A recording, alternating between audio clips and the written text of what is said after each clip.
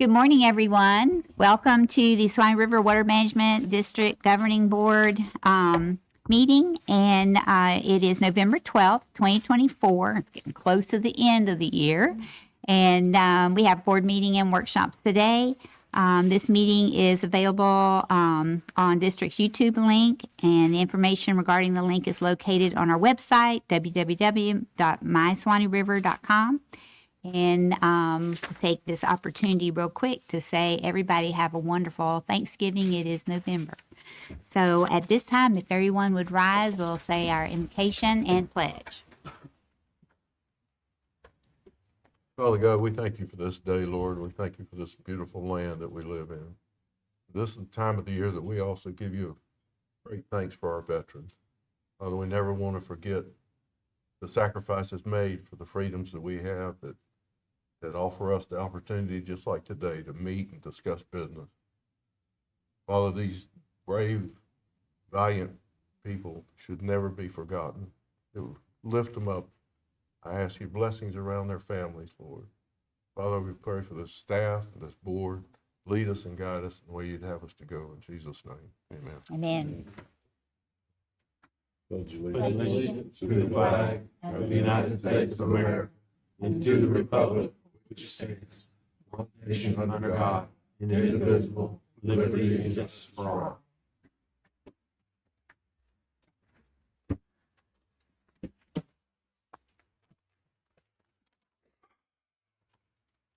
All right, Ms. Robin, would you do roll call, please?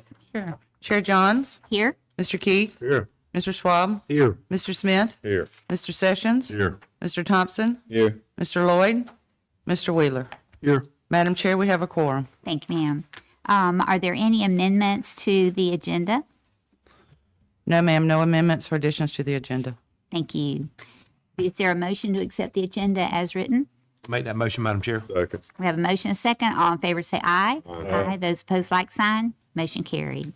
All right, at this time, we'll open the floor to public comment. I don't have any comment cards up here, so if there's anyone in the audience that wishes to comment, now would be a good time. Okay, there being none, we'll close public comment. We'll go to our consent agenda. Everyone had a time to study up on that. Is there a motion on the consent agenda? Make that motion, Madam Chair. Second. We have a motion and a second. All in favor say aye. Aye. Those opposed, like sign. Motion carried. Next item on our list is our hydrologic conditions report. Good morning. Good morning, Madam Chair, members of the board. I'd like to present the hydrologic conditions report for October 2024. I'd like to also send a thanks to Katie McBride for sending me this great photo she took out at Devil's Eye Spring in the Ichetucknee River. She was out doing some continuous water quality monitoring, servicing on some of the equipment out there, and stepped away for a second, snapped a photo. You can kind of see it in the background. So there we go. Right there's the Devil's Eye Spring, just right across the river. So I think it's a beautiful picture. I want to thank Katie once again for allowing me to use it for the October 2024 hydrologic conditions report. And I think it's a great way to start our presentation. Right, rainfall for October 2024, we had a district-wide average of 1.7 inches. I know it felt like we didn't get any rain, but we did actually get 1.7 inches. That represents about 40% less than that long-term average of 2.9 inches. I did want to mention that the surplus at the end of September was actually at 8.1 inches. So moving that window forward, we only picked up 1.7 inches. So we kind of dropped a little bit in surplus. So we have just over 7 inches of surplus. Surplus is good, though. We'll take it. As far as the map goes, the rainfall this month was a little bit skewed. So our average amount was included in this dark blue right here. And that dark blue, we see that mainly in the center part of our district here, stretching up from Taylor County up through Suwannee, Columbia, and Baker County.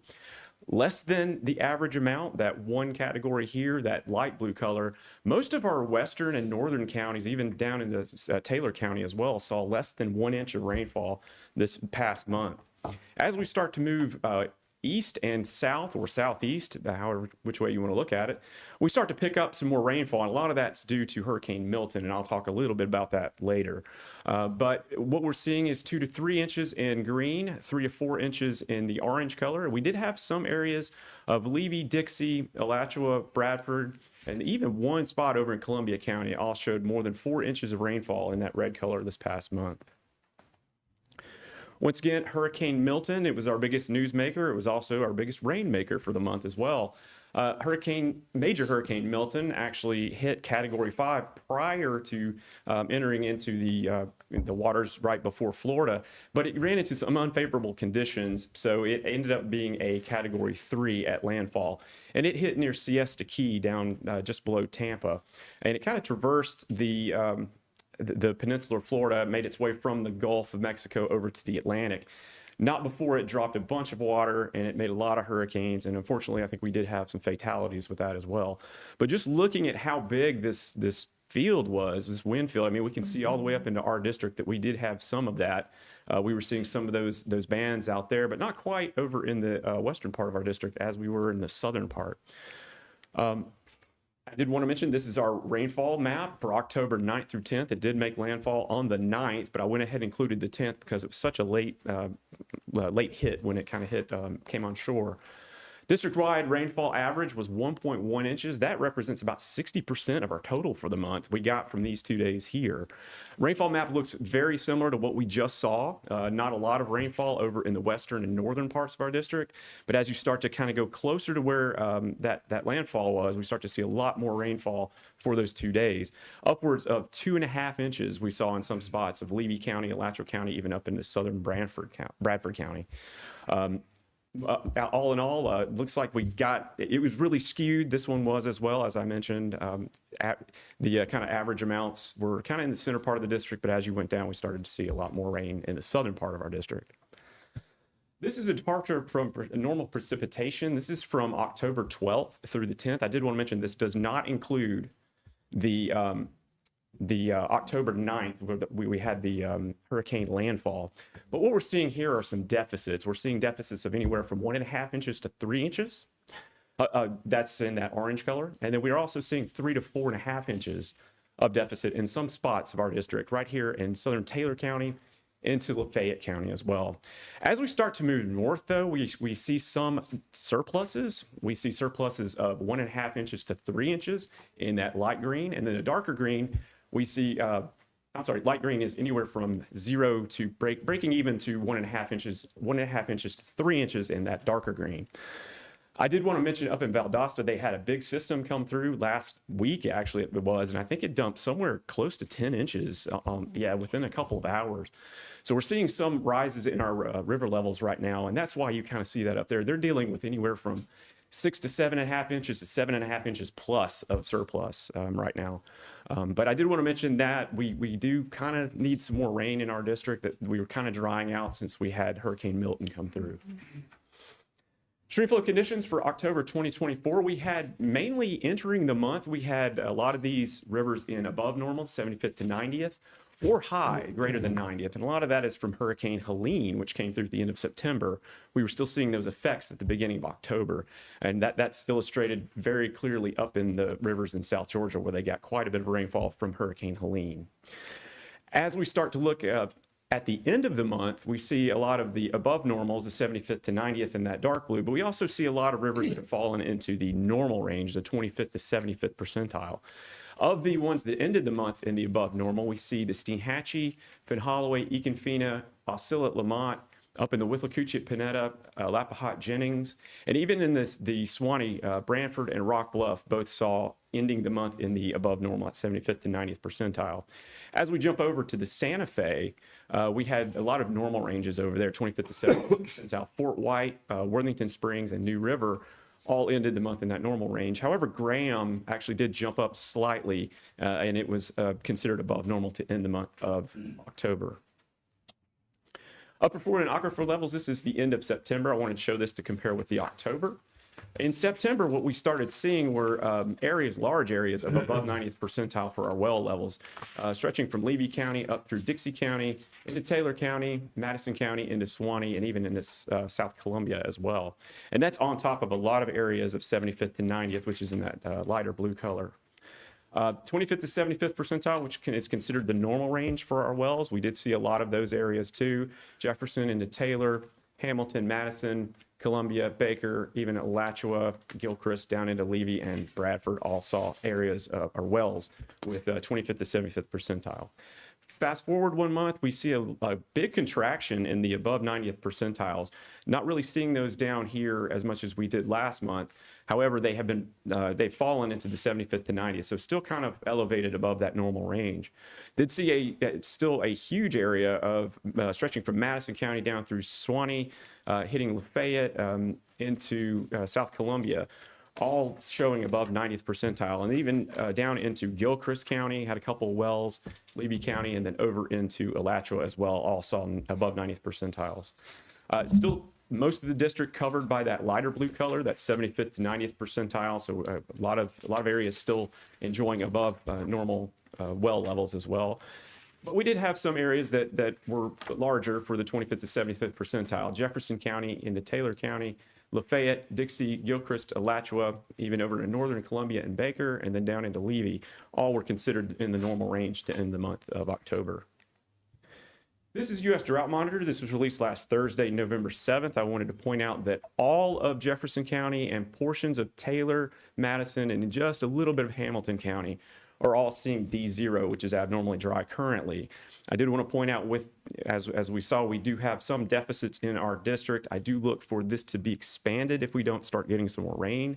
I would look for a good portion of the of our district to see abnormally dry, but we'll have to wait for this coming Thursday when they release the new U.S. Drought Monitor.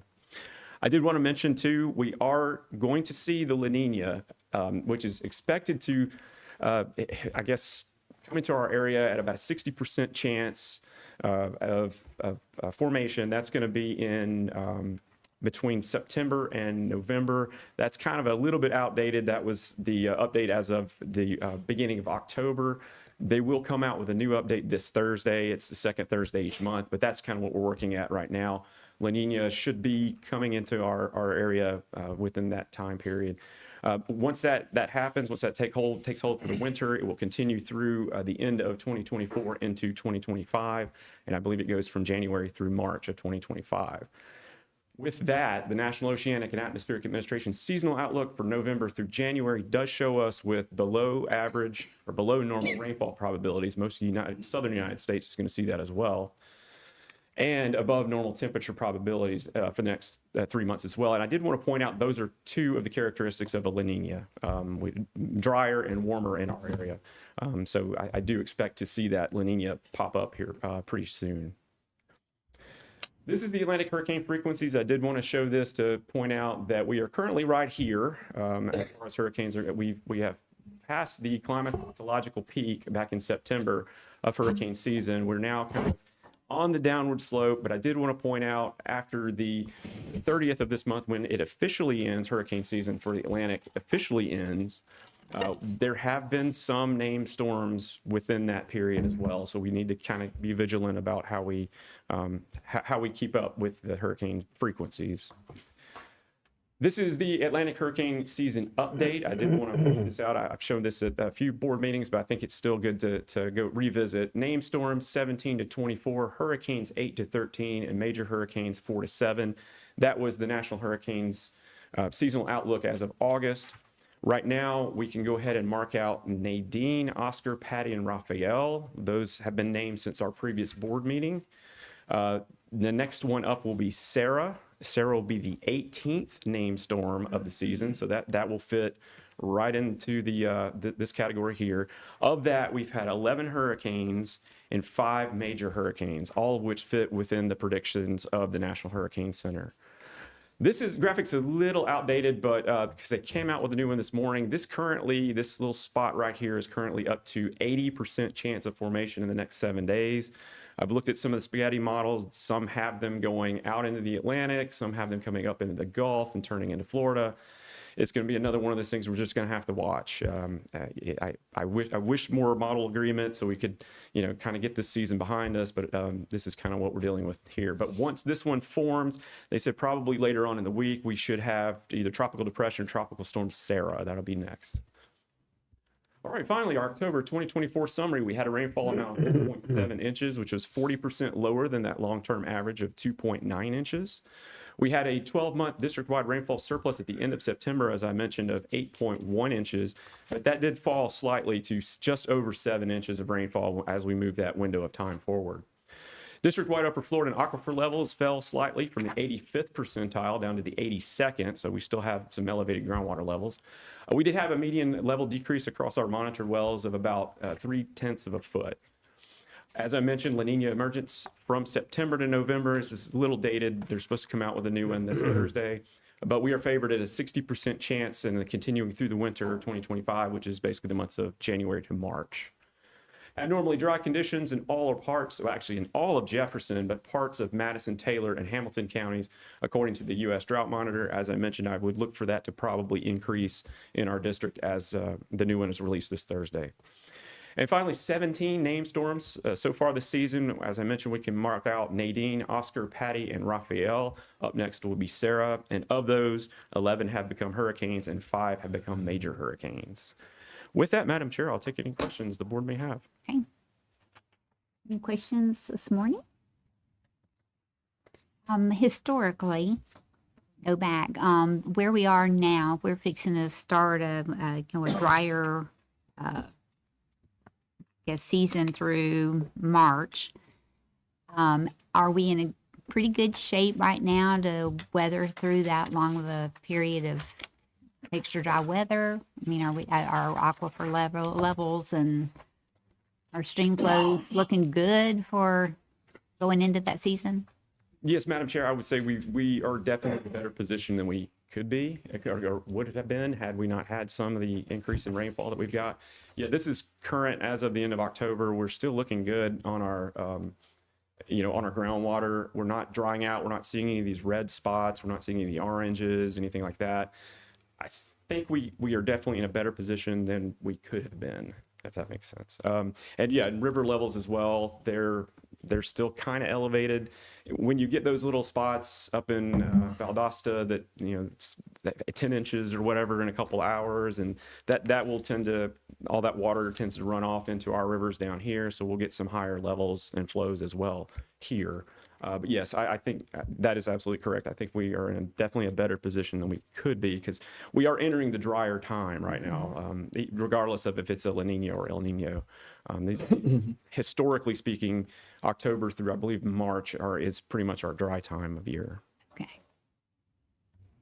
All right. Madam Chair. Yes, Robbie, I what you just said kind of backs up the data in your groundwater statistic charts in the back. I know I had to ask you for that information in the past about historically where we are with our groundwater levels, and it's a good picture. It shows that we are at least above the median, it looks like, in most cases. And so not that we don't have to keep being very diligent and about it, but at least it looks like we're holding our own. Yes, Madam Chair. Sounds Yes, I absolutely agree with you. I appreciate that.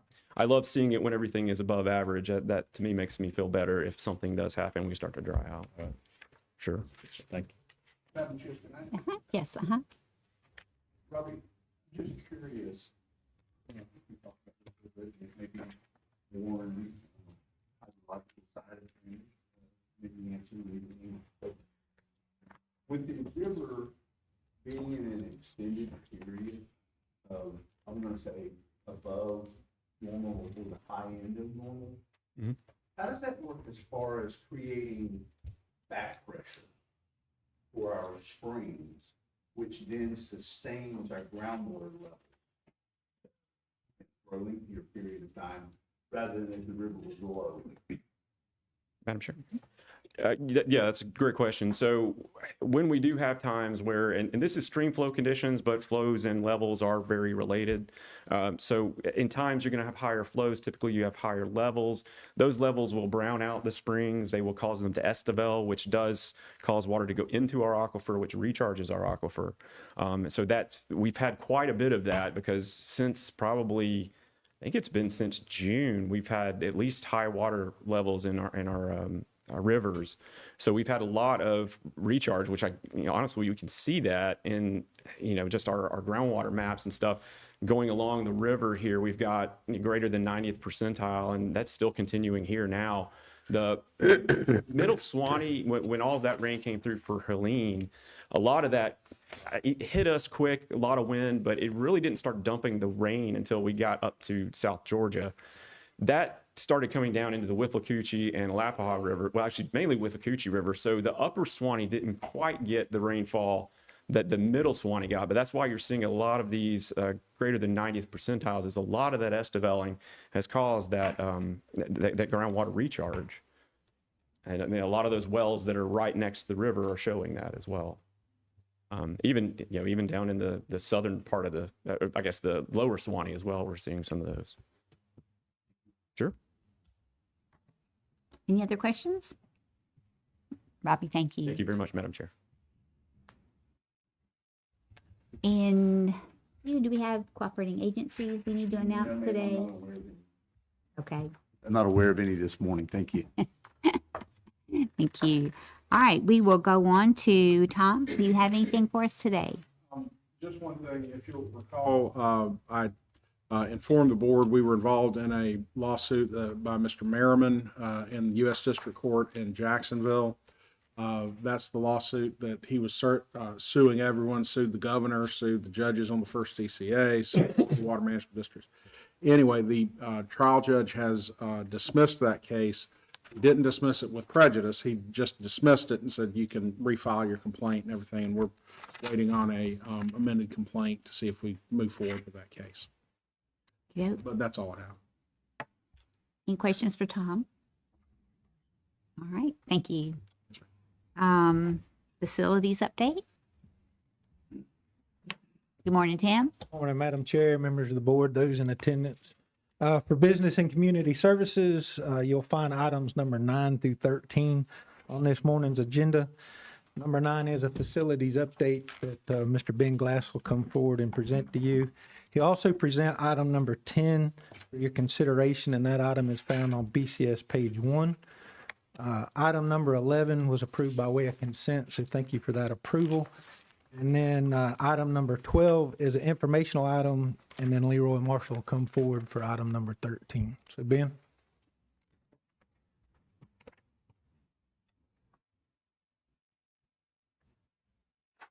Good morning, Madam Chair, members of the board. As far as our facilities go, we did have one project completed since the last board meeting. We've had a little daylighting around the district complex here. We did some precision tree removal ahead of replacing our roof. We wanted to get that done before we had folks working on the roof to hopefully mitigate future damages from trees associated with the new improvements to the facility. As far as those improvements go, I do not have an ETA for you today, but we should have one this week on when materials will be here and they'll be ready to start. We're pushing them to the contractor to move on that as soon as possible. And then as for looking forward to our tour later today of the new building that was renovated, Kelly Landis, who is our fleet facilities and asset specialist, will be joining us for that tour. Okay, good deal. Happy to answer any questions. Any questions? Okay. Right. And, with that, Madam Chair, I do have one item for your consideration today in regards to ag cost share. Staff recommends that you authorize the executive director to enter into a contract with White Oak Dairy to implement agricultural cost share practices for an amount not to exceed $1.11 million. So this is going to be similar. If you'll think back a month, we did see another dairy cost share project that resulted from the sustainability implementation plans that are being completed with dairies around our district. This is the second of those projects ready to move to a construction phase. The dairy is looking at enhancements to their wastewater system, including more solid separation, which will allow them to better apply their wastewater, as well as expanding their spray field area to where that wastewater is applied over a larger geographic footprint, lessening the nutrient impacts. So it's the project is anticipated to conserve 0.48 million gallons of water per day, as well as remove 830 pounds of nitrogen loading to the groundwater per year. Happy to answer any questions. Any questions for Ben? Go ahead. It's a general question. On a project like this, I see part of it is to enhance the solid separation. I would assume there'd be a lot of solids on a project like this. After the separation, I understand we use the wastewater for irrigation. What do we do with the solid? So the solids are, I'll speak generally. I don't know particularly how the city managed it. They are here in the audience today if they want to address that question. Generally, they're separated and then stored and applied. It's used as a added soil additive. But it's allows for a more precise application of the wastewater is the reason for the separation. So without it, Well, the pivots wouldn't work. pivots would, but they'd be big guns. So by separating out the solids instead of big guns on top of the pivots, you can irrigate it through the drop nozzles. Remove the solids and then what, grind them and reapply them? I'm not sure if they grind them. Yeah, just You're able to just reapply it? Do you add water and make it somewhat liquefied again, or? More cost effective to pump the water than it is to haul it. Madam Chair. This is a curiosity question because I have no idea why I'm even asking it, but this where it says with a cost effectiveness of $4.36 per 1,000 gallons. Where is that? Where's that cost savings, or what does that mean? Madam Chair.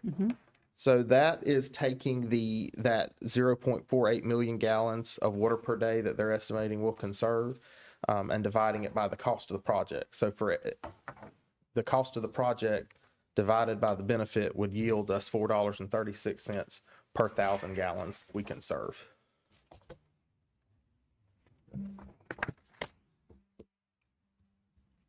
Make a motion to go with the recommendation. Okay. We have a motion and a second. All in favor say aye. Aye. Those opposed, like sign. Motion carries. Thank you.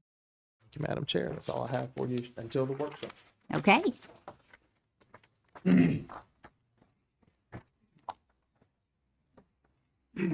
Madam Chair, members of the board, good morning. I'm going to give a brief update on a couple of things. The Resource Management and Projects Division is starting to get busy again. The RFQ for the district and FEMA for the district, all of those contracts are signed, and we're starting to see projects starting to roll in and starting to get executed. For the FEMA RFQ, all of our contracts are now routing for execution. As soon as we get those executed, then we'll be coming before you to get your approval for the FY24, which, as we know, was just approved last month. For the permitting side, the ERP and the consumptive use are working extremely hard. The ERP has about 100 permits under review right now, and the water use permitting has about 18 under review today. Of course, we're going to be back later, whether it's this morning or this afternoon, for a workshop on the Lower Santa Fe and Ichetucknee projects to give you guys an update there. Questions for Leroy on this one? Okay, All right, thank you. thank you. Thank you.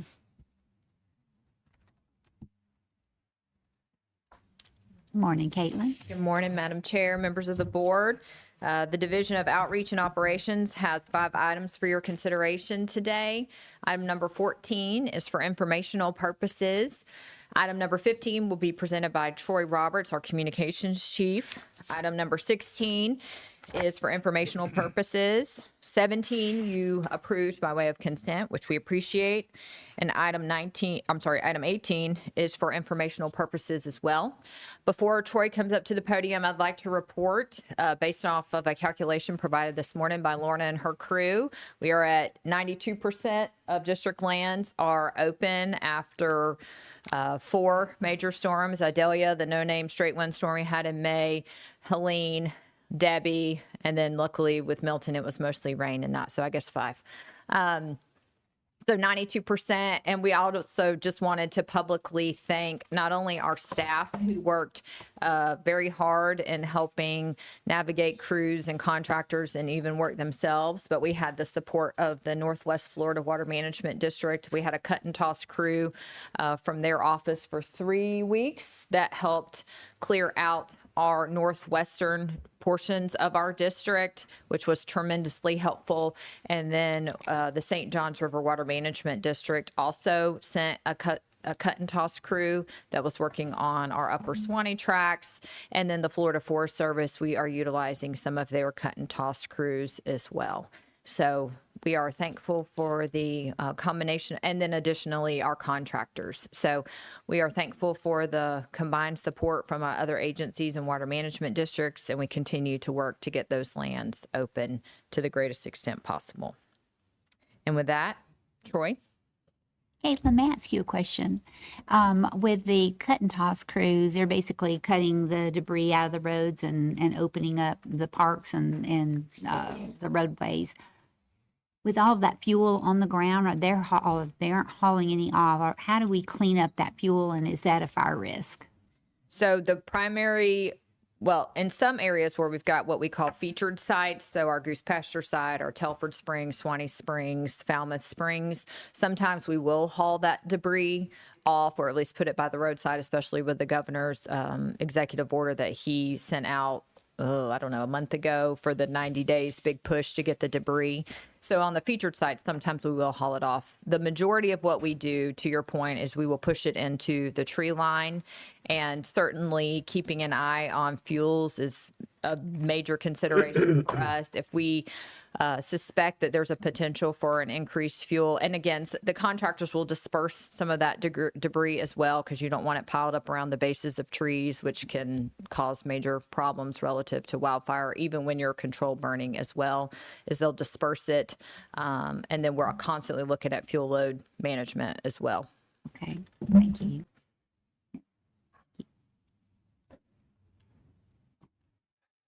Good morning, Madam Chair, members of the board. Happy November and happy Thanksgiving to all of y'all. Today I bring an informational item in the form of the 2025-2020 to 2029 strategic plan. The statutorily required 5-year plan is done in lieu of developing a water management plan and a water management plan annual report. The district has 4 areas of responsibility: water supply, water quality, natural systems, and flood protection. The strategic plan establishes priorities and goals for the next 5 years and identifies strategies to accomplish them. Overall changes to the 2025 to 2029 plan were really minor. The goal, though, is to update completely our plan for the 2025-2026 fiscal year. So what you guys will see next year will be probably a bit of an overhaul than what you've seen this year. The strategic plan can be accessed on the district website, and it is currently available for public review. If you have any questions, I will do my best to answer them. Any questions this morning? Y'all are mighty quiet today. Yeah, I'm glad I have one. If I understand this correctly, we're creating a 5-year plan, so we don't have to do it. So it doesn't come under the strict rule that you have to present one every year, but you still have the ability to amend it. Is that what I'm hearing? Mrs. Potter? Yes, I would love for you to answer them. So, Mr. Thompson, 373036, the Florida statute that requires district planning. It initially began with what was called a district water management plan, and then allowed for a 5-year strategic plan. So the 5-year strategic plan that Troy is presenting is still required by statute. It still meets the requirements of the statute. It has to be presented to the board on an annual basis, but it's done so with a 5-year outlook. And then it also has a annual report on the status of our accomplishments that is not required for board presentation, but is required to be included in the consolidated annual report that's due March 1st of every year. So it's not It's not that what we're doing is not required or it's very much required. It's just that the statute gives us two options and we're picking the strategic plan option versus the district water management plan option, if that helps. Thank you. It does. Thank you. Any other questions? Okay, thank you very much. That concludes our items. Thank you.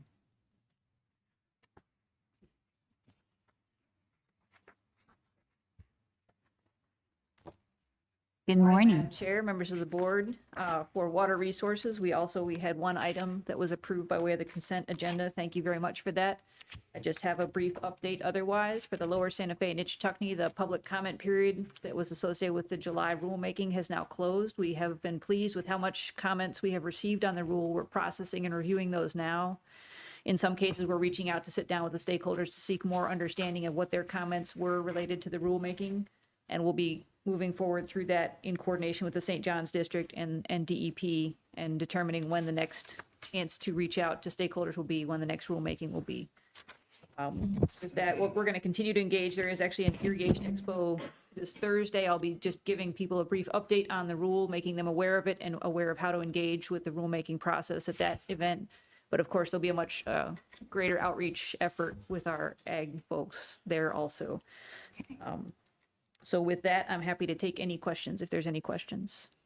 Madam Chair. Yes, Dr. Brown, the letter that the board received, I was looking for it, and I misplaced it, but from the Fruit and Vegetable Association, they asked that we all get a copy of it. So is that is that the type of response that you're getting from the public? And this just happens to be one of probably many that you have? Okay.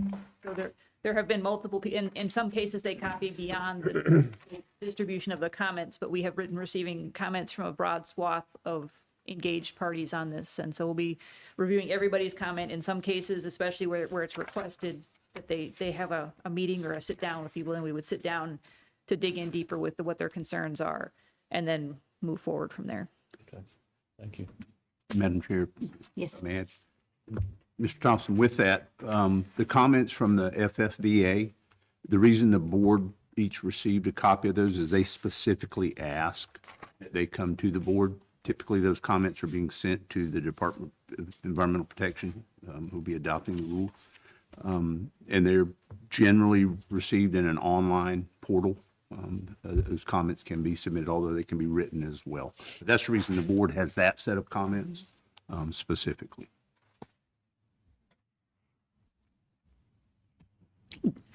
Any other questions? All right. Thank you, Dr. Brown. Thank you. Good morning, Hugh. Good morning. Definitely morning. Well, good morning, board. Appreciate y'all being here this morning. Mr. Charles contacted me yesterday and asked if we're having brunch today because of the abbreviated agenda. But I did assure him that we do have some workshop items as well. It's coming up. We have 3 workshop items that I think the board will have active engagement with from a discussion standpoint. And then, of course, the tour of the field services building with that. So, before I kind of get into my report, though, I would like to, similar to what Mr. Charles prayed, I would like to express my appreciation for the veterans that we have serving not only here at the district from a staff perspective, but also on our governing board and then certainly nationally with the observance that we had yesterday. I was blessed. I had, at least in my immediate family, I had 2 veterans that are part of my family with that. But we do have 6 staff here that are currently serving the district, and but they have had military service. Tim Alexander has served. Warren has served as well. Rye Irby, also Justin Hughes, who works in Leroy's shop. Morgan Ray, who is in our IT group, and then also Roger Gill, who works in our land management services. And then on our board, we have Mr. Wheeler that had service to our country, as well as Mr. Sessions with that. And we do appreciate their service. And as Caitlin mentioned, I reached out personally to each of the directors, both from Northwest and St. John's, for their assistance in getting our lands back open to the public. Our lands are not fully accessible yet for typical public recreation, but staff did work diligently with the start of hunting season coming in and get our lands open, at least accessible for that. And many of them have been opened up for public recreation as well.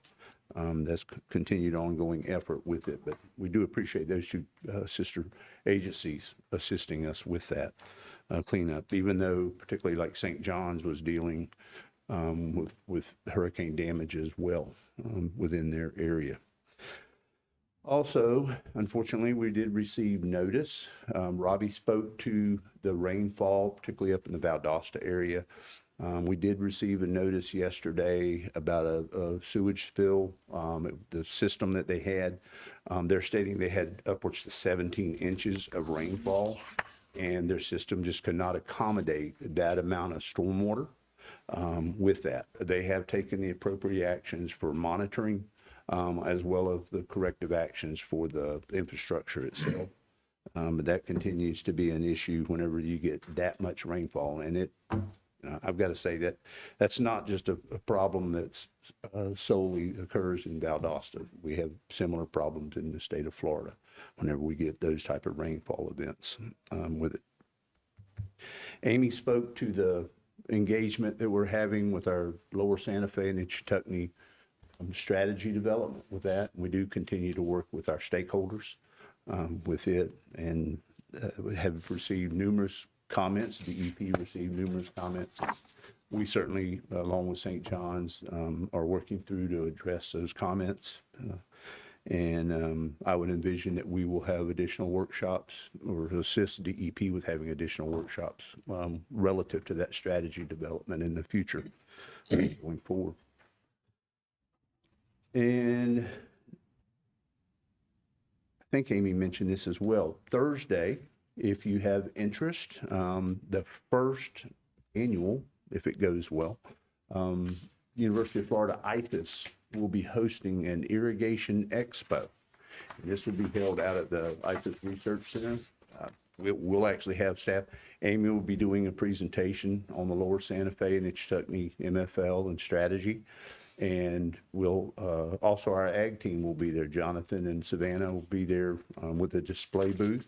If you recall the display that Troy had put together over here with the irrigation system and the backdrop associated with it, but they'll have an outreach effort, talk to people about our cost share program and what can be done as far as efficiency goes for those systems. But they are looking at trying to make this an annual event, similar to what the IFAS does with the Watermelon Institute, which will be coming up in December. But that'll be Thursday out at the Research Center. I believe it starts about 9 o'clock. There'll be numerous vendor booths set up, as well as some of the demonstrations and some of the tours that they have there also. And that's all I have, Madam Chair. As I mentioned, we do have 3 workshop items. Our agricultural cost share program, that'll be a team effort with Ben, Savannah, and Jonathan presenting information relative to our ag cost share program, kind of the process associated with that, eligible equipment. It's more informational for the board. And then there'll also be a presentation by Leroy on the Lower Santa Fe and Ichetucknee projects with it. And then Pam and Kristen will be presenting on our budget, upcoming budget for the 24-25 prelim budget. And then we'll have our tour if the board's interested in the facilities building. That's all I have, Madam Chair, unless the board has questions. Madam Chair, do we have any idea where Valdosta is with their corrective measures for the sewer spill? The corrective measures specific to the sewer spill itself, the word that I have received, Mr. Wheeler, on that, is that they are making some of the system was just overwhelmed. What I did take note of is that the wastewater treatment system is still processing 30.4 million gallons per day. So the system was working, just the capacity was overwhelmed with that. and that they have gone in and made some adjustments with it. And they are out sampling and monitoring on the water quality side of it. As I know several members of this board were here a few years ago whenever the city came down and did a presentation with the amount of infrastructure. And they have antiquated infrastructure with their main lines, a lot of their main lines, and then their feeder lines coming in. And they're in the process of updating those. It's quite costly. I don't remember the dollar figures that they had spent up to that. Thankfully, the EPA allowed them to utilize what they would have, majority of what they would have used for fines to make corrections to their system, and they chose that. They also installed some equilibration ponds, which captured a lot of the stormwater coming in. But 17 inches of rainfall just overwhelmed their system with it. Madam Chair, I think, Mr. Trump. Hugh, would the potential rule changes and all the state is working on, obviously we would have the potential for a large increase of cost share requests. Is the state taking in consideration appropriations to go along with their rule changes? Madam Chair?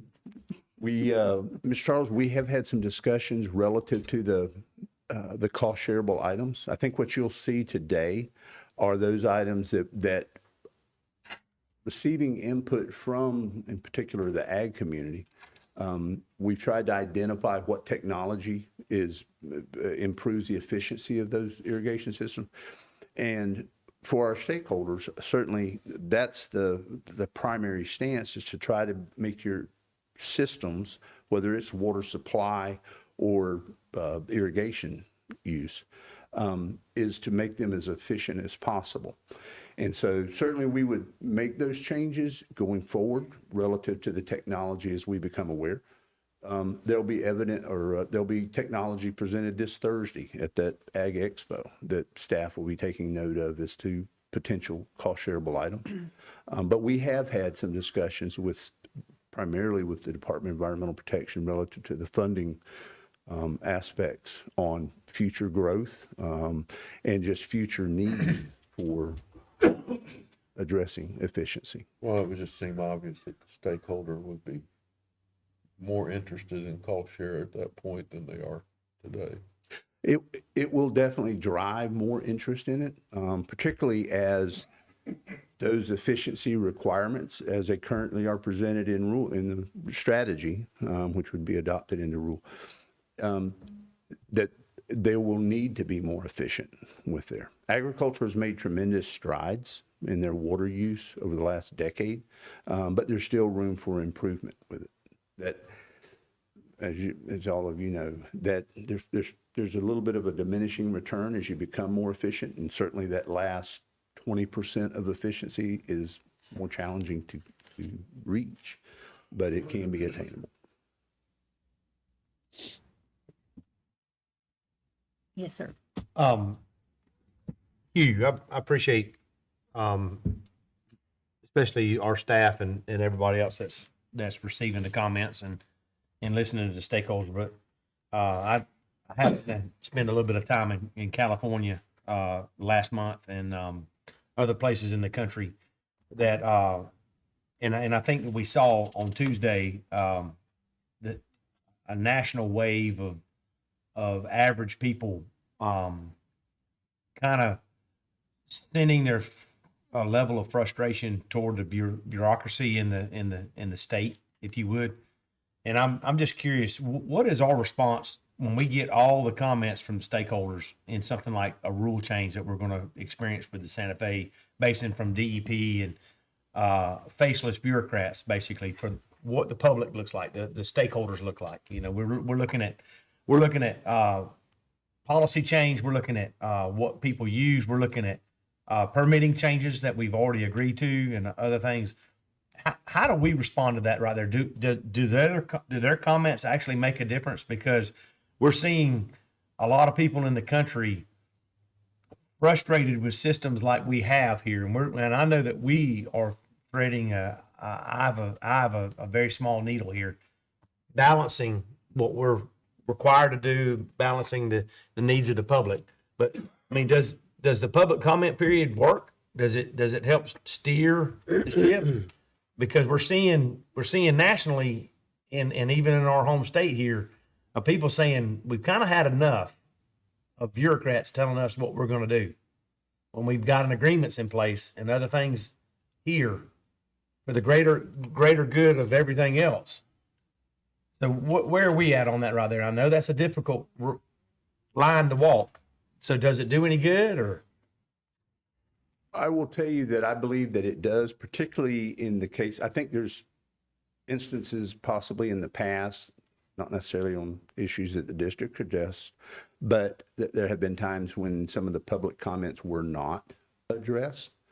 But with this particular rule and strategy development, I believe that the public comments, and that's been the message that I've been sharing, and I think staff have been sharing with our stakeholders, that it is very important to get their concerns in.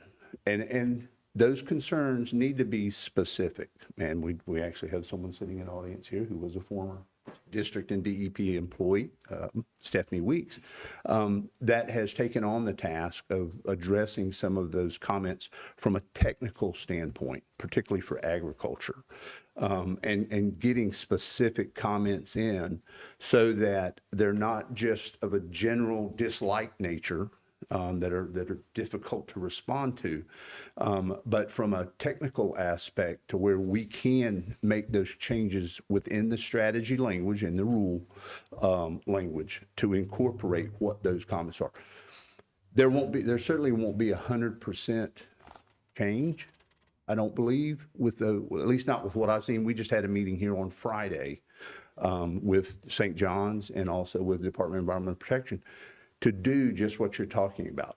Go through the comments that have been received to date and look at what changes to the rule language need to be made with that. And there are numerous changes that occurred, at least on Friday, from the language. Now, what that'll do is that'll still be a draft language, and there'll be another public workshop associated with that so that there can be comments on what those changes were, and if there's anything else that still needs to be tweaked within the rule language. So that's where we're at with that, with what you're talking about. Relative to the election that occurred, I personally was very excited that we had the voter turnout, not only within the state of Florida, but nationally, just for the public engagement in that process, that them exercising that right to vote and express their opinion on it. 90% of Phenomenal. 90% of Taylor County voted. 90%. That's unheard of. That is amazing. Unreal. Yeah, you saw those, if I recall correctly, statewide, there was right at it almost an 80% turnout of registered voters. That's unreal. It is. It's unprecedented to this point, and But it can be done. What I'm trying to say is, in all this right here, is there's a dealing with growers and people that we do business with. All right, just interaction. There's a overall atmosphere at times of frustration and of the bureaucratic process of rule changing, and I know that this whole process is run by the office of the governor and a whole bunch of other stuff. But the point of it is there's a lot of folks out there that are depending on water resources to make their living, grow their crops. They don't feel like they have their voice isn't being heard, and that's in a lot of areas, not just farmers, but I'm talking about all over the country. So I think it's very important that when we're going in there and we're making rule changes and we're going to start manipulating permitting that we already have in place as far as allocations and other things and we have cutoff dates and measurements and everything else that's been kind of thrown out there that we're looking at. And I know we got an issue with that the Santa Fe River Basin, and I know that we got a mandate that that we have to meet. I get that. The point of it is publicly. That is a fine line to navigate to do it the right way. You know, I was just in a piece of ground in California that was donated by a family to the state of California. And their mission, and in the deeds it's written that they're to maintain that forest as a working research forest for the state of California. And they are not doing it. And so the public rose up, said, it's in the deeds. That's what the family wanted in perpetuity forever. And they miraculously cannot find the deeds anymore. Now that's California. This isn't that. I understand it's not Florida, but what we've been entrusted to do as the water management district, to set policy, to allocate, to do a lot of things, and what we pushed for in the last 10 years to find out what people are really using. We've done a lot of that. Mm-hmm. And we've done it in very creative ways to get people to join in. And we've told them, we just want to know. We just want to know. Now some of this allocation, those numbers are being used to measure what we're really doing. And you see the perception? I do. What I'm saying is we don't need to look like that. We need to figure out a way to do it the right way. Well, and I remember, I know you and the chair were on the board at that time, whenever the water use monitoring program was initiated. And I was with the Department of Ag at the time, and part of those meetings, engaging with the stakeholders and primarily agriculture with that. And the need for that information at that time was more from a use perspective for water supply planning on there, because the Suwannee district had no clue as to what actual water use for agriculture was.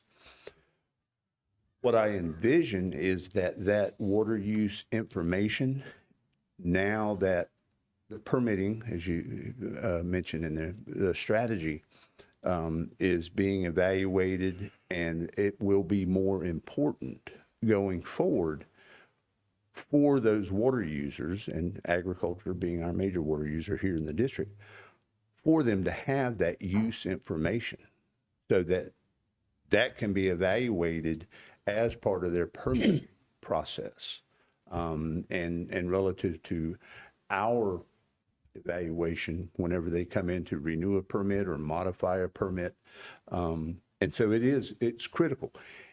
And so the intent of that data has changed some, because rather than just water supply planning for estimate issues, then now you've got that has a lot more value from an actual data link as to how much water it is being used and what's being needed for what they're doing. And that's critical on us.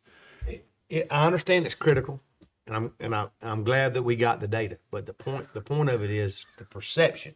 Yes, Again, the public perception and our stakeholders' perception is the proverbial camel's nose under the tent, and that's what we have to guard ourselves for, because we serve our stakeholders, we serve the public. And I remember some of those comments more than a decade ago when it was initiated. The big concern at that time that I was hearing from the agricultural producers is that we're going to start getting charged for water with it. And while I can see how that was a perception at that point, it was really unverified and unprecedented throughout the state relative to agricultural production, agricultural water use. Even though some of the other districts, rather than just a monitoring program, they actually have a metering program where meters are required as part of their permit to be installed on their irrigation system. And so, that perception was out there. It hasn't come to place. I envision that it will at some point in the future, although there has been legislation in the past few years when it has been proposed to start charging for water use there, but it has not gotten traction sufficiently in the legislature with that. And that's a whole nother discussion item whenever you go down that road with it, with there. But I do understand your point with that, Mr. Richard. I just want to make sure that we, as a bureaucratic agency, are looking at the big picture here. And nationally, our country said, bureaucrats, whoa up. That's some of the messaging that we heard last Tuesday. And so, and unfortunately, that doesn't change the fact that we're still bureaucrats, right? So we just have to be wise in the road and how our messaging and where we're at, and DEP needs to join us in that, and so does St. John's. And I think, I can't speak for every person on the board here, but that's what's going through my mind, and it concerns me. It concerns It's a me. legitimate concern, and it is a fine balance. And I want to make sure that these stakeholders' comments do make a difference, and their voice is heard, and that we, the very best we can, again, threading that eye, that needle, that we figure out how to do the right allocation, but yet make sure that we don't shackle our growers, our business owners, people that are growing food for us, or the fibers that we're using for clothing our bodies, or the milk that we drink, or whatever it is. We don't shackle them because of that it could have been done better. You follow what I'm saying? We need to strive the best we possibly can to make sure that all stakeholders are listened to. Agreements that we've had in the past are adhered to. That's important. Yes, sir. I agree. I'm sure. Yes. My personal opinion is that we have to, the MFLs have got to be attained, right, at some point. And we're tasked with the responsibility of trying to formulate a plan to get there. I think that our responsibility, or this district's responsibility, is to create projects that allow those users to continue using the amount of water that they need after they've done all the conservative conservation issues that can possibly be done, but they've got to have 80% of what they're drawing today to be able to grow their crops. But we're saying they got to go to 60%. Well, there's got to be an offset somewhere. There's got to be a project that offsets that use, and quite frankly, that's our responsibility. You know, I think that's why we're here. The legislature's implemented it. They're going to probably have to fund dollars to make those projects happen, and maybe even offset or help the producer with the offset costs. But, you know, we're all going to have to eat, and there's not any less people going to come to our area. We just have to deal with it. You know, I mean, make it happen. Chair, I think this letter from FFVA holds a lot of credence to what Richard was saying. They wanted this letter distributed to the board. They wanted the board to actually know what the questions and concerns are. That's a plea from the public to make sure that bureaucracy is not blind, that we have proper information. All these comments relate to the same thing that we've talked about. If the state is going to make rule changes, are they prepared to fund it? Because I envision a great outcry for cost share in the next few months, or even after it passes the rules anyway. I don't know if Warren has anything to weigh in on that, but he is the rule expert. Madam Chair, I'd like to weigh in on this Yes, please. subject also. The data that's been used, and let's talk about people taking water out of the aquifer, is only a 4-year data set. And in that 4 years, maybe there's been plenty of rain and they didn't pull that much water out of the aquifer. Now we're going into a La Nina where, let's say my permit says I can use 1 million gallons a day, and I've only been using 600,000. But now during this dry period, I may need 1 million. But with the cutback, based on these 4 years of data, it's going to put these people in a really hard situation to meet those standards. That is a very limited amount of data. And so I think that's a data set that needs to be widened a lot and looked at more. And I've been to meetings lately too, where some of this DEP information is based on assumption. It was said in a meeting I was at last week. So how can farmers who deal in reality have to live up to rules made by assumption?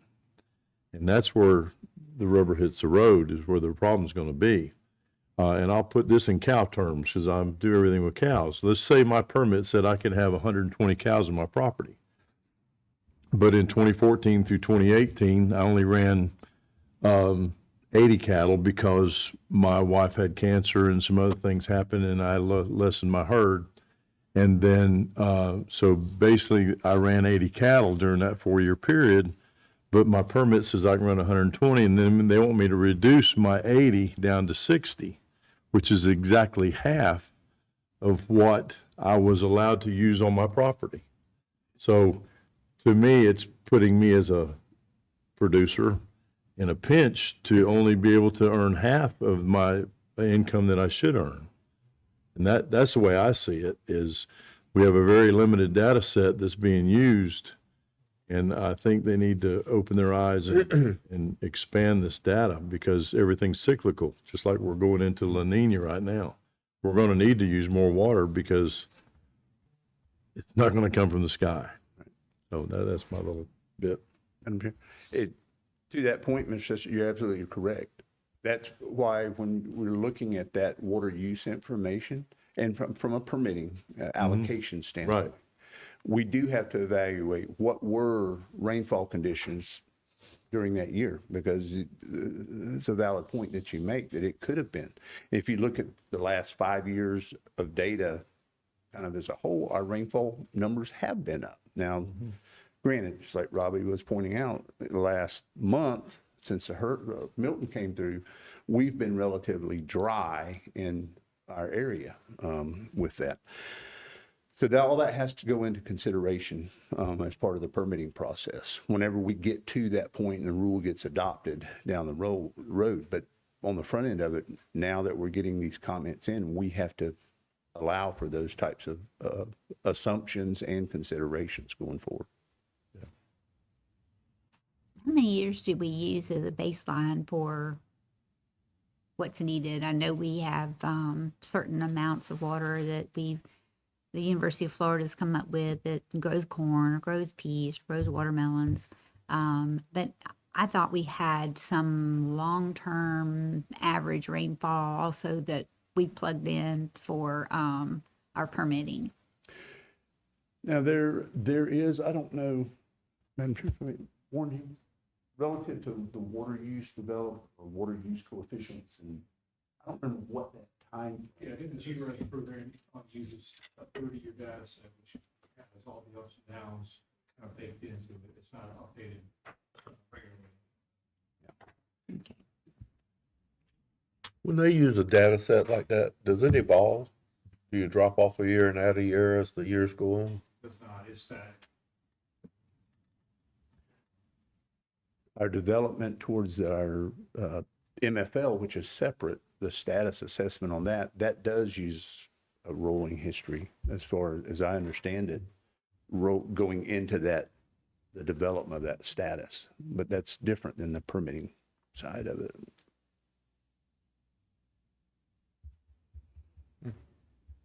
Any other questions? Sounds like there's plenty of questions to be answered. It is a very complex, as you all have seen from the MFL side of things, that the information that Sean has presented. But then getting that into application, we're working on that side of it as well right now, and that's equally or more so challenging. And the projects. To me, it seems like if our matrix evolved with time, we would be more current in our trend. An old trend may get you in a lot of trouble by the time you realize you have a problem. Seems like they could have the matrix where it evolved, where we're really seeing real-time trends. I mean, in business, market trends change all the time, and if you don't change with them, you get eat up. Yeah, I think about it, Mr.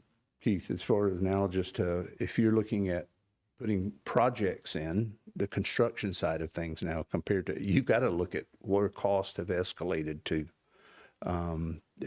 as to what you're wanting to do. You know, these are some big price tags. The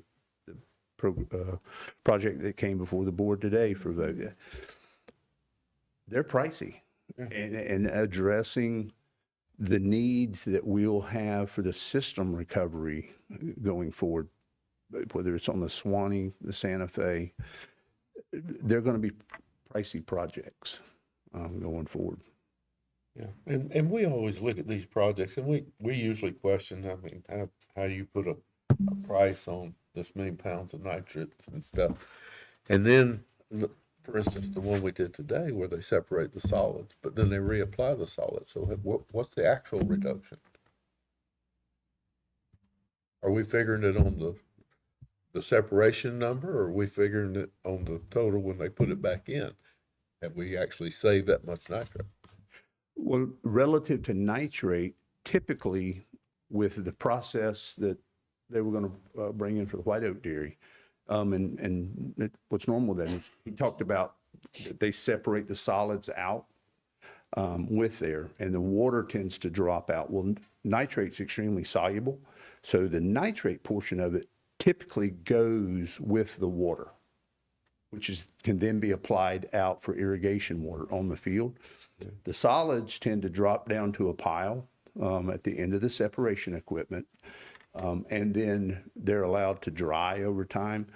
The leachate coming out of that is actually, it comes in on a concrete, it's deposited on a concrete pad, and the leachate that comes out of that makes its way back to that pond where the wastewater has separated out and gone to, so that it does capture any additional nitrate coming out through the leachate.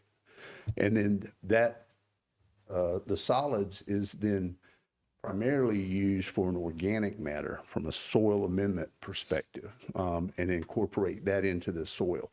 So it's quite similar to what you would see if you were buying a bagged organic product. In fact, in the past, there have been some dairies that contracted with nurseries to utilize that composted product as an organic material for there, and that's the primary constituents with the solids on there. So from a nutrient perspective, you're not getting a lot of nutrients, and there is Stephanie may be able to tell what some of those numbers are that are in the solids with that, but the nitrate typically goes with the water itself, which is applied out on the field. And they have to have analysis of what that is, the permitted dairies do, because that information goes into them maintaining their permit from an operational standpoint. So it does get sampled on there. But it is a good separation and it also allows that separation process, rather than the old big guns that had the large orifices on them where they could put out that particulate. This separation process allows a lot more efficient use by being able to put it out through the drop systems that you typically see on corn crops and all, so that you've got a more efficient use of that water. You don't have as much given off to volatilization and evaporation. And it also reduces the odor because of it being applied in a more uniform manner and the droplet sizes that come out. And absorbed by the plant usefully. Yes, sir, it does. Opposed to the old style dairies where you just had the cows out on the land, the nitrate's going to leach back down into the water supply because it's there's nothing there to absorb it up. Right. Any other questions, comments? Motion to adjourn. Okay, that's where we were trying to get to. This is a workshop within itself. isn't It is. All right, we have a motion to adjourn the board meeting unless there's any other comments or questions. If there's not, is there a second? A second. We have a motion and a second to adjourn. All in favor say aye. Aye. Those opposed, like sign. Motion carried. All right, let's take a break. Let's be back here in about 10 minutes. So and then we'll move forward toward our workshop.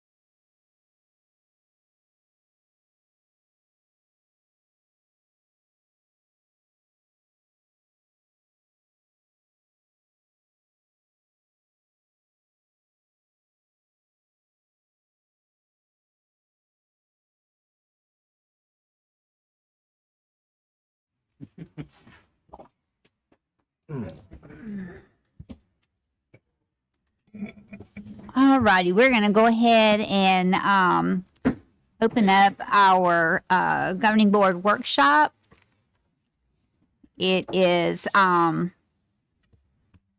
November 12th, and you can reach us on YouTube link at or get the information on the www. Well, if I can find our www number, hold on. Our www.myswannyriver.com, and we'll go ahead and open our workshop. Good morning again, Madam Chair, members of the board. Good morning, Ben. Wanted to start you out for your workshops today with an update on cost share. This is going to be looking back 5 years as far as what we've accomplished, and go through what we cost share on and why, and walk through some of that, as well as just some general agricultural information from across the district. I am going to have some help with the presentation today. I started out at the cost share in the cost share program at the district 7 years ago, stepped away from it for a little while to do the legislative governmental role, and now back to it. But I am supervising Jonathan and Savannah, who are our boots on the ground project managers, ag team that you hear referred to here in the meeting.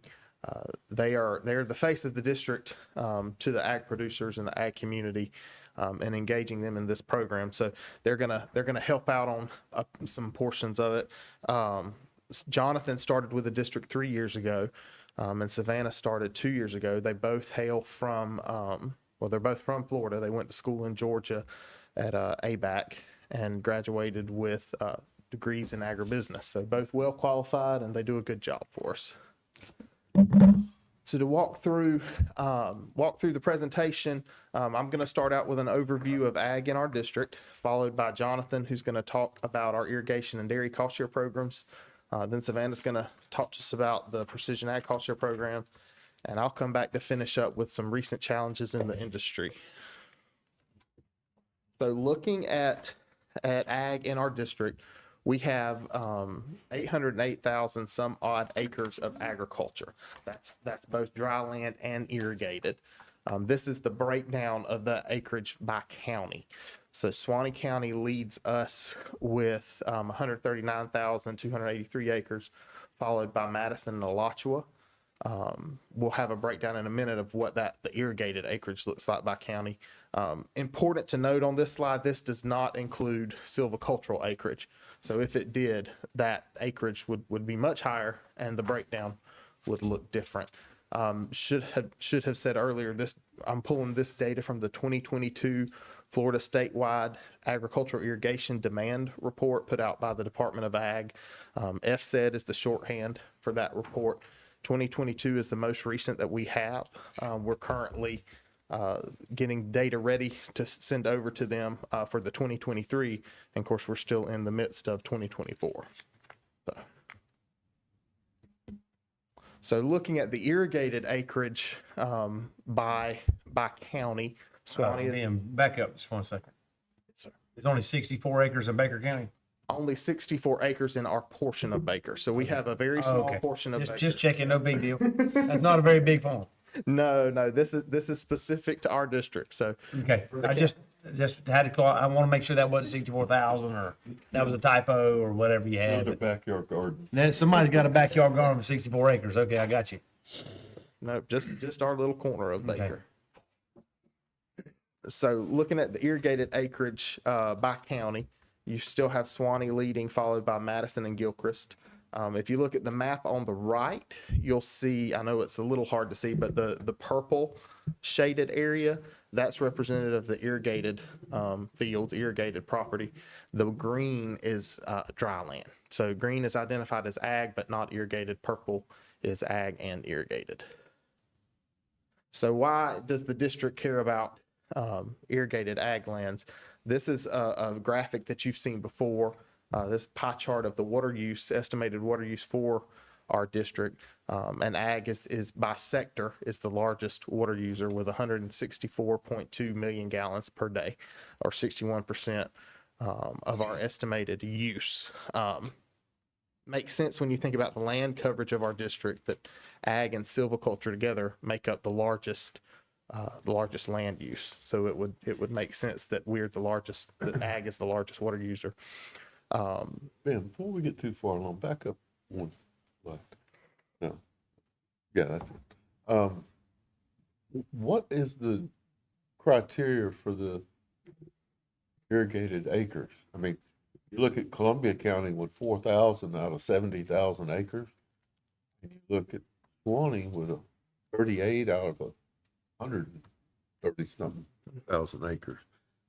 What's the discrepancy there? Is it the type of crop they're growing, or Columbia County not afford irrigation? I would just, there's not as much irrigated land. When you get into if I was to speculate, when you get into the northern part of Columbia, that's largely going to be silviculture. Some of it's national forest. So you don't have much agriculture there outside of silviculture. Certainly not much irrigated, as you see on the map. Is a lot of it pasture also? So I have there's a slide I don't have in the presentation that's at the end that shows the breakdown of acreage in our district. Pasture's the largest by far. Pasture and grazing land outside of silviculture is the largest land coverage. Because silviculture wasn't involved in this. This is farm land, and how much is irrigated and how much is not. I'm just wondering why the big discrepancy in percentage. So I couldn't speak to It costs a why. lot to put down a pivot. Yeah. It's part of it. That's why mine's not irrigated. The most fertile lands lie on the river basin, the river. Well, are your corporate owned farms in the Suwannee County? I mean, Some, I would say, as far as corporate or just large producers, large but still family owned, they're going to span several counties. Most of them are farming land across multiple counties. There are some that have land in what I would consider large farms that do farmland in that southern part of Columbia. Madam Chair, what I would add to that too, Mr. Charles, generally, and this is just going off my history with the producers, is you have about 3 large, what I call large ag producers over there from an irrigation production aspect, whereas in Columbia County. Whereas in some of the other counties, you may have multiple larger water users, which I think is the point Ben was trying to make. And there typically are not as many irrigation systems, particularly center pivot irrigation systems in Columbia County as to what you see in some of our other counties with it. do we have any data on production, with or without? With and without irrigation, I'm sure the data exists. I don't have any in this presentation. I'd have to do a little digging. I know the production data exists. USDA compiles that, but I'd have to do some digging to present it. But irrigation's higher. I do know that. You know that you're Well, yeah, I would agree with that, but what's the relevancy? I mean, what do the numbers actually say? I mean, if these people are making a living off of this lesser irrigated. So I would characterize the lesser irrigated is going to be less intensive.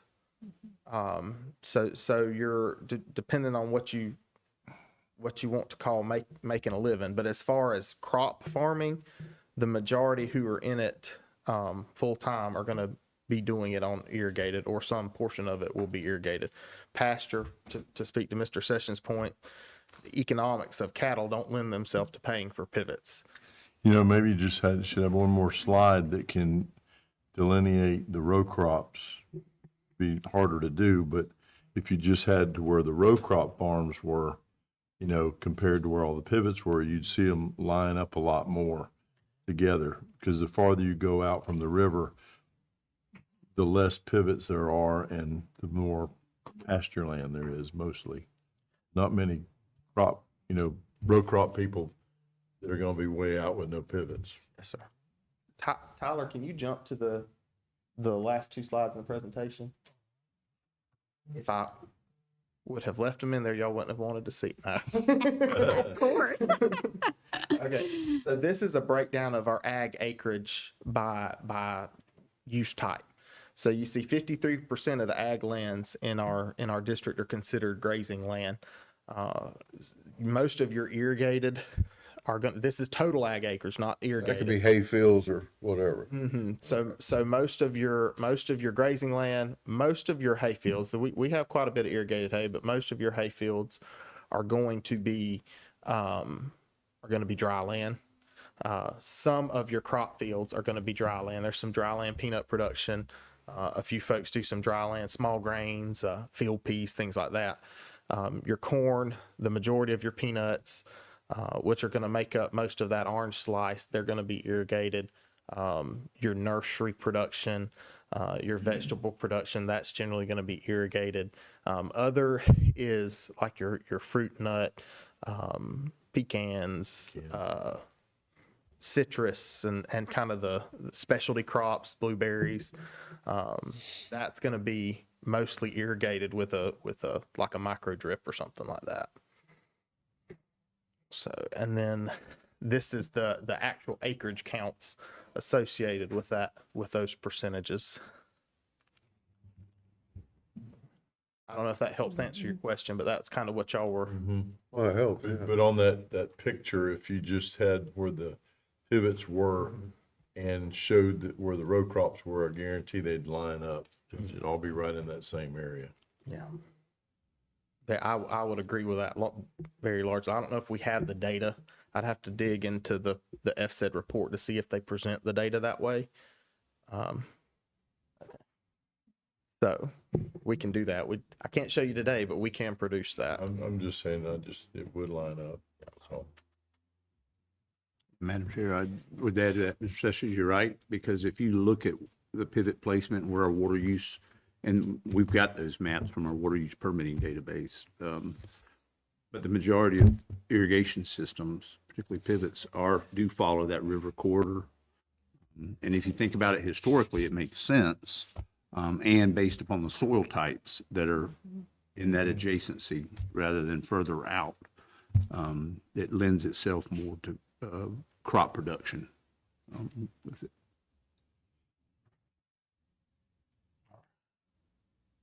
So speaking back about the water use, one point I wanted to make sure to make on this slide is that this pie chart is one thing that makes us unique in the state.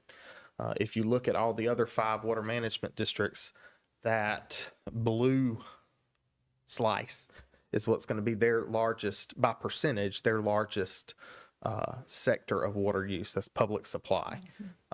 So I think this highlights the rural nature of our district, and that is something unique in the state. Not to say that they don't also have agricultural water use. All the other districts do, but as far as by percentage, we're the only district where they're the largest percentage. So, Mr. Thompson, I think you had asked us a question a couple of months ago about how much of the irrigated land had we completed cost share on. We took a deep dive into our data. So looking at the map on the right, the purple dots you see are instances of cost share happening in the last 5 years on irrigated land. The green you see are instances of cost share happening on dry land. The vast majority of our cost share is occurring on irrigated land. We do have some occurring on dry land. So you might ask, what are we doing on the dry land acreage? Most of that is going to be our precision ag program, and that's going to be cost sharing on the nutrient management side of farming, not the irrigation. So it's applicable on both dry land and irrigated. By percentage, we've touched about 62% of the irrigated acres, around 4% of the dry land acres, 12% of the total. Those numbers, to me, are pretty good. That in the last 5 years, we've touched 62% of the irrigated cost share, given that a lot of our technologies do focus on irrigation, and that even on the nutrient management side, that's where your most intensive production. Also means we've got room to improve. There's still folks we need to reach with the cost share. So Would you say that, are the newer irrigation systems, say there's one being installed today, would it be already upgraded to the newer technology that we would normally cost share for? Madam Chair, I neglected to get your permission to speak. Generally speaking, yes, the new systems would be, I won't say necessarily the latest and greatest, but they would have more of the bells and whistles associated with our cost share program than an existing system. So what we do see, some used systems or systems that are reconfigured where they take parts and pieces and build a new pivot. I would say the pivot location may be new, but the pivot components themselves are not. That would not hold true for those systems, but for new from the manufacturer pivots, they would come equipped with the newer technology. Of the 38% left out there that we haven't touched, there may be a percentage of those that would not be eligible just because they're already retrofitted with the newer technology. Yes, sir. Our cost share has been in place longer than 5 years. So this was just looking back over the last 5. So some of the first things that we cost shared on would just now be reaching the end of their useful life, and we may see them come up again.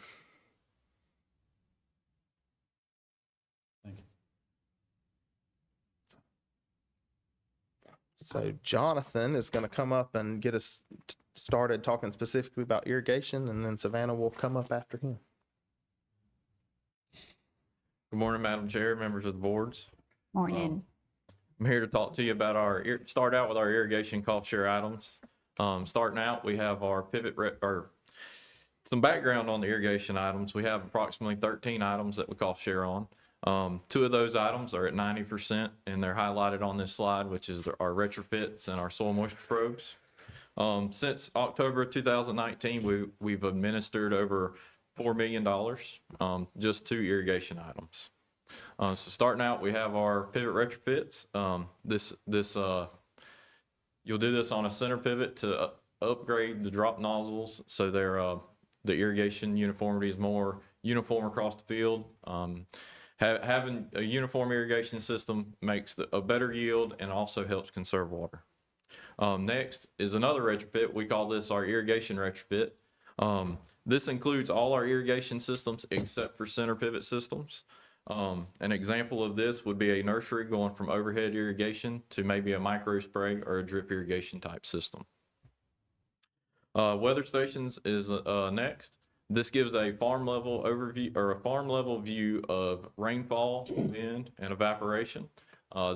Having this farm level view is great because yes, the university may have pond stations located in a couple spots throughout the county, but it's not specific to that grower, so it helps them better schedule irrigation needs. Next is our pump upgrades, which is high to low pressure. This allows the producer to reduce the operating pressure of their irrigation system. An example of this would be going from overhead guns on a center pivot system, which we don't see much of anymore because they've all converted to drop nozzles. So you'd need to upgrade your pump so you're not overloading those drops with too much pressure, because they'll blow that sprinkler right off and you're defeating the purpose of that drop. Last on this slide is our soil moisture probes. This is our other item that's cost shared at 90%. This gives the producer a real-time soil moisture reading, and it also allows the producer to schedule irrigation events to help prevent overwatering the crop. All right. It has a computer system hooked up, so this allows the producer to be in his office. He could be in his truck riding down the road, or heck, anywhere, to be honest with you. It allows them to see real-time updates of what the irrigation systems are doing. Irrigating, maybe one has a fault and they shut down for some reason. So having this gives them the ability to shut down the system when they're away from the system. There is still a few folks that they would run around to all their systems. Say a rainstorm shows up and they need to shut them down. They'd have to run around to each system and shut it down. Well, that may take them 4 to 6 hours. With this capability, it allows them to shut them down remotely and not have to spend all that time and waste all that extra water. Next is our remote controls. This is another integral part to go with the centralized remote control system. This is the field level control. So this allows for the control panel to talk back to the centralized remote control system back at the farm. So it just allows it to communicate back and forth with the main tower system. And third here is our GPS in-gun shutoffs. This allows you to shut off the in-gun at a specific point in the field so it does not hit untargeted areas. Once it has passed the untargeted area, the in-gun will come back on. So you can set parameters in the control panel to stop and start that in-gun whenever it's applicable. And lastly is our control panels. This is the brain of allowing the remote control at field level to talk back to the centralized system. This also allows you to adjust the in-gun settings, adjust how much irrigation you're putting out for that specific event, and you can also adjust how fast it walks, because on center pivot systems, depending on how fast it walks and the certain percentage you're doing for irrigation, it all works hand in hand. So if you walk too fast, you're not going to put down as much, and if you walk slower than what you want, you're going to put down way too much water. So it's very interesting to see how far technology has come for these center pivot systems in the last 10 years, let alone 25. So it's been very interesting. All right. So this is the last slide of our irrigation cost share items. Pictured here, we have a portable fertigation unit or system. This allows the producer to spoon feed their crop during an irrigation event. Being able to do this helps them from doing an irrigation event after they fertilize the crop, maybe from broadcast, depending on the crop stage. So it allows them to just do an irrigation event and allow them to put out nutrients at the same time. Next is a variable rate irrigation. This is a pivot system upgrade that allows area-specific management of water, allowing growers to apply the right amount of water at the right time using varying rates of irrigation. The variable rate irrigation is good on property that may have clay gullies, may have a wet spot in the field that you don't need to irrigate, so you can shut down certain banks of the system, so when it walks over that area, those specific drops will shut off, and the irrigation system will keep going along the rest of the field. Lastly, on this slide is our variable frequency drives. This allows you to control flow rates based on pressure. It allows the producer to conserve water by optimally managing flow to the irrigation system. An example of using a VFD would be a producer growing a drip line irrigation crop under a center pivot.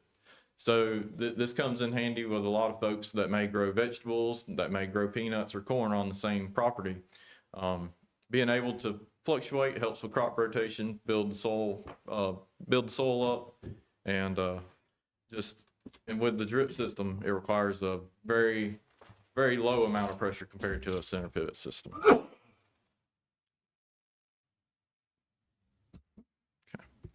All right, so on this slide here, we have a chart of the quantity of irrigation items that we've cost shared since October of 2019. One of our most cost-effective items is our soil moisture probes. As you can see, we've done 705 since October of 19. With them being such a low-cost item, it's easy for producers to kind of take that leap, but also getting the assistance to get the probes. A reason that there's so many is that we do it on a lot. So we may do it on a small crop. So somebody may have it in their 10-acre blueberry patch, or they may have it in their watermelon fields. So your watermelon fields, they're set up in zones. So in them different zones, most producers like a probe in each so they can manage each zone and not have too much irrigation in certain ones, because it allows them to be zone specific on their irrigation scheduling.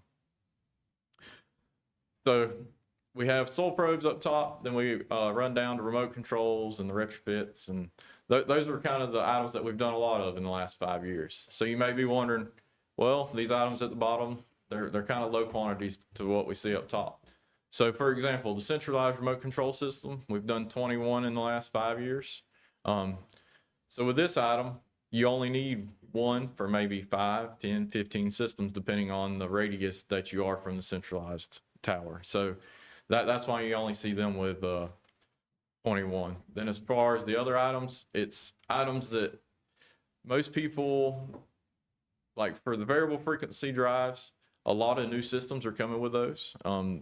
Talking with the irrigation dealers in our area, that's one of the selling points when they put in a new system. So like the comment earlier about, is new systems coming with these items? Yes, they are. So it's good to see that they're being adopted when they're getting the systems put in, but we like to put them on the older systems as well. Okay. So this pie chart here is the percentage of the $4 million that we've spent or administered in the last 5 years. As you can see, soil moisture probes is the big percentage again, followed by retrofits and control panels.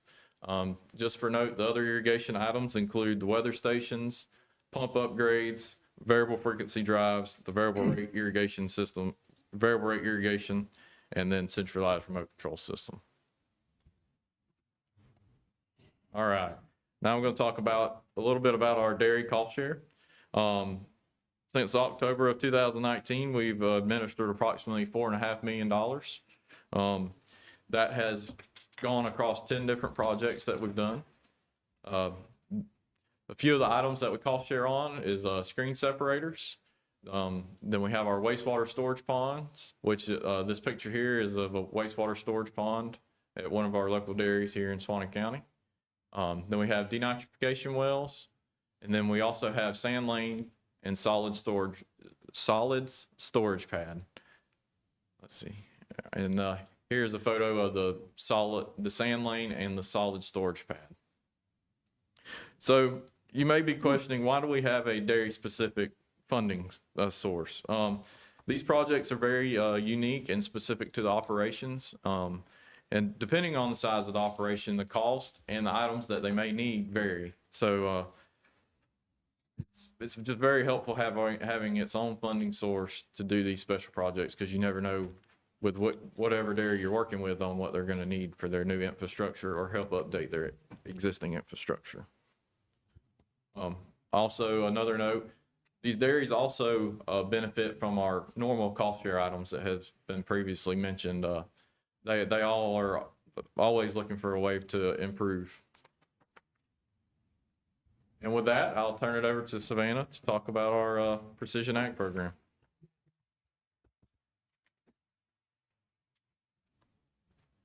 Good morning, Madam Chair, members of the board. I'm here today to talk about the Precision Ag program that we have here. We currently have 6 items or services that we cost share at 75%, and we have spent $1.3 million dating back to October of 2019. One of the first items I would like to talk about is our precision soil sampling. This is used to analyze the variation of soil properties across your field. Grid sampling divides the field into smaller sections that may be 2.5 to 10 acre grids, depending on the field size and the desired detail. Next, we have variable rate nutrient application. This uses a prescription map often created through your grid soil sampling events to optimize crop growth by applying at the right place at the right rate. This approach will maximize your yields, reduce fertilizer use, and minimize nutrient runoff. We then have tissue sampling. This is a process of collecting the plant leaves to analyze the nutrient levels within the crop. It can also identify nutrient imbalances and deficiencies early on. We then have soil type mapping. This is a technology used to measure and map soil properties across your field. Using this technology provides information about the soil's characteristics and delineation of soil types. Then we have aerial imaging, and this is done by drones, satellites, and aircrafts. Using this imaging helps give insights on crop health, soil conditions, and overall farm management. And last but not least, we have side dressing equipment. This is used to apply fertilizer directly to the crop's root zone, providing essential nutrients during key growth stages. Here I provided a picture of a liquid side dressing piece of equipment. The drops coming off the back is where the nutrients would come out, and as the machine or tractor drives through your crops, it would drop the nutrients directly into that crop's root zone. And then I've also provided a picture of a dry side dressing piece of equipment. Here is where your fertilizer would go, and then these tubes back here is where the fertilizer would then drop out of, again, going back into that crop's root zone. Next, in your folders, I have provided maps of the grid soil sampling and prescription maps. This is a grid sampling map. These numbers here is where each sample was taken. These samples are at the bottom, and it shows you the nutrient makeup for each sampling event. This map is what helps create this prescription map, and this is a lime prescription map. Here in the darker areas, this is where you would apply more lime, versus your lighter colored areas is where you would apply little to no lime. And applying lime evenly and effectively across your field will help allow your crops to absorb, will balance the pH and will allow your crops to better absorb the nutrients already within your soil, and also better absorb the nutrients that you will be adding to your soil. And here I have the quantity of precision ag items that we've cost shared since October of 2019. Grid soil sampling takes the lead, followed by variable rate nutrient application, and then tissue sampling. You may be wondering why we don't have any soil type mapping events in the last 5 years. We have identified it as beneficial, however, it just has not yet been widely adopted by producers in this area. And then here are the precision ag items that we cost shared in the last 5 years. Again, the grid soil sampling takes the lead, this time followed by side dressing equipment due to its higher dollar value, and then followed by variable rate nutrient application. And with that, I'll hand it back over to Ben. Yes, uh-huh. Before you go, that's right, I want to ask a question too. Go ahead. Go right ahead. My question is, on your grid soil sampling, how many contractors do y'all use in this area? Madam Chair. So it's up to the producer. There's multiple different vendors that will do the grid soil sampling for you, but ultimately it's up to the vendor. I think there's a handful in the area. But do y'all have a list of them readily available or not? Yes, if they ask, we can give them different options for the area. Yes, sir. Okay. Madam Chair, the comment I was going to add into this is that you may have a producer that applies for this over a series of years. And the rationale, can you go back to the map that shows the line deficiencies? Mm-hmm.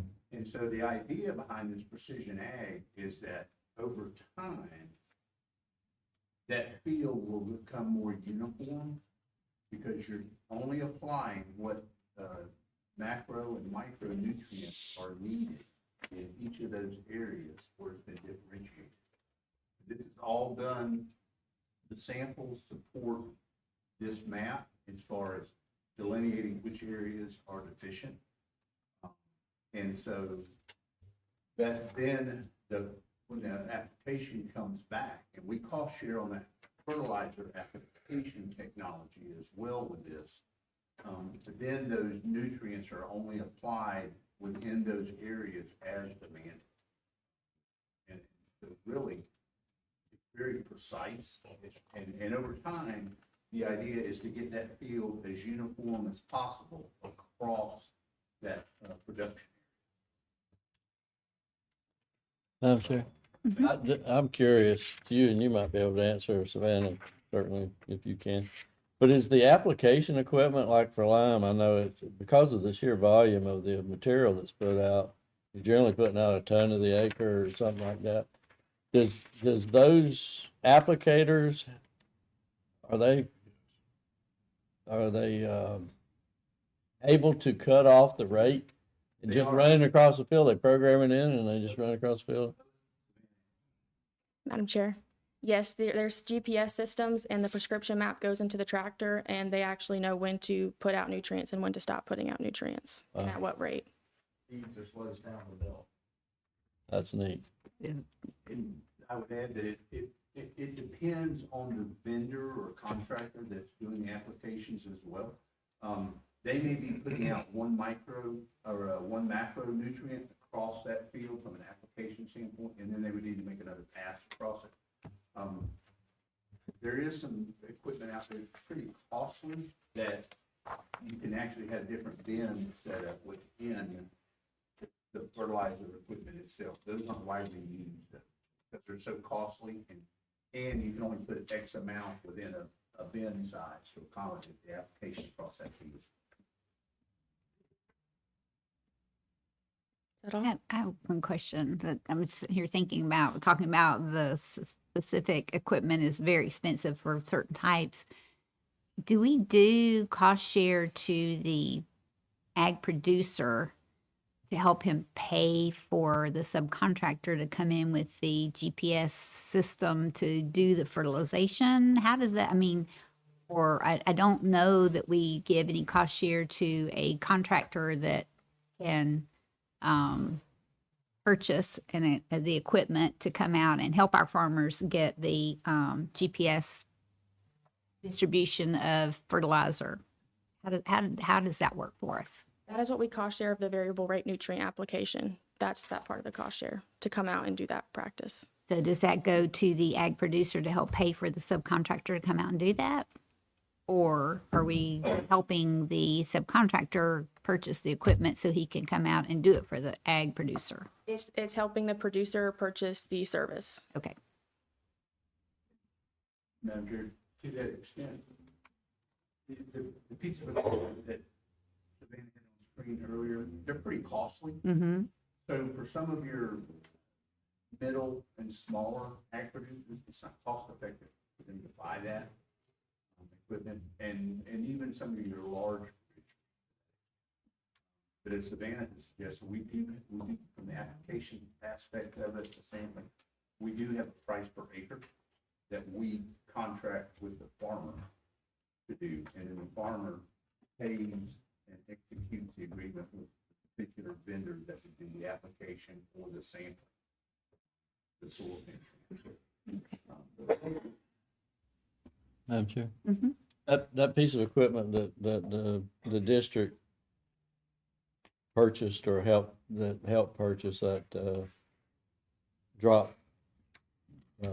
liquid drop machine, is it being utilized? I mean, does a producer like put in a request for an application and then they schedule it and do it, or how does that work? Madam Chair, I'll let you take that one. All right.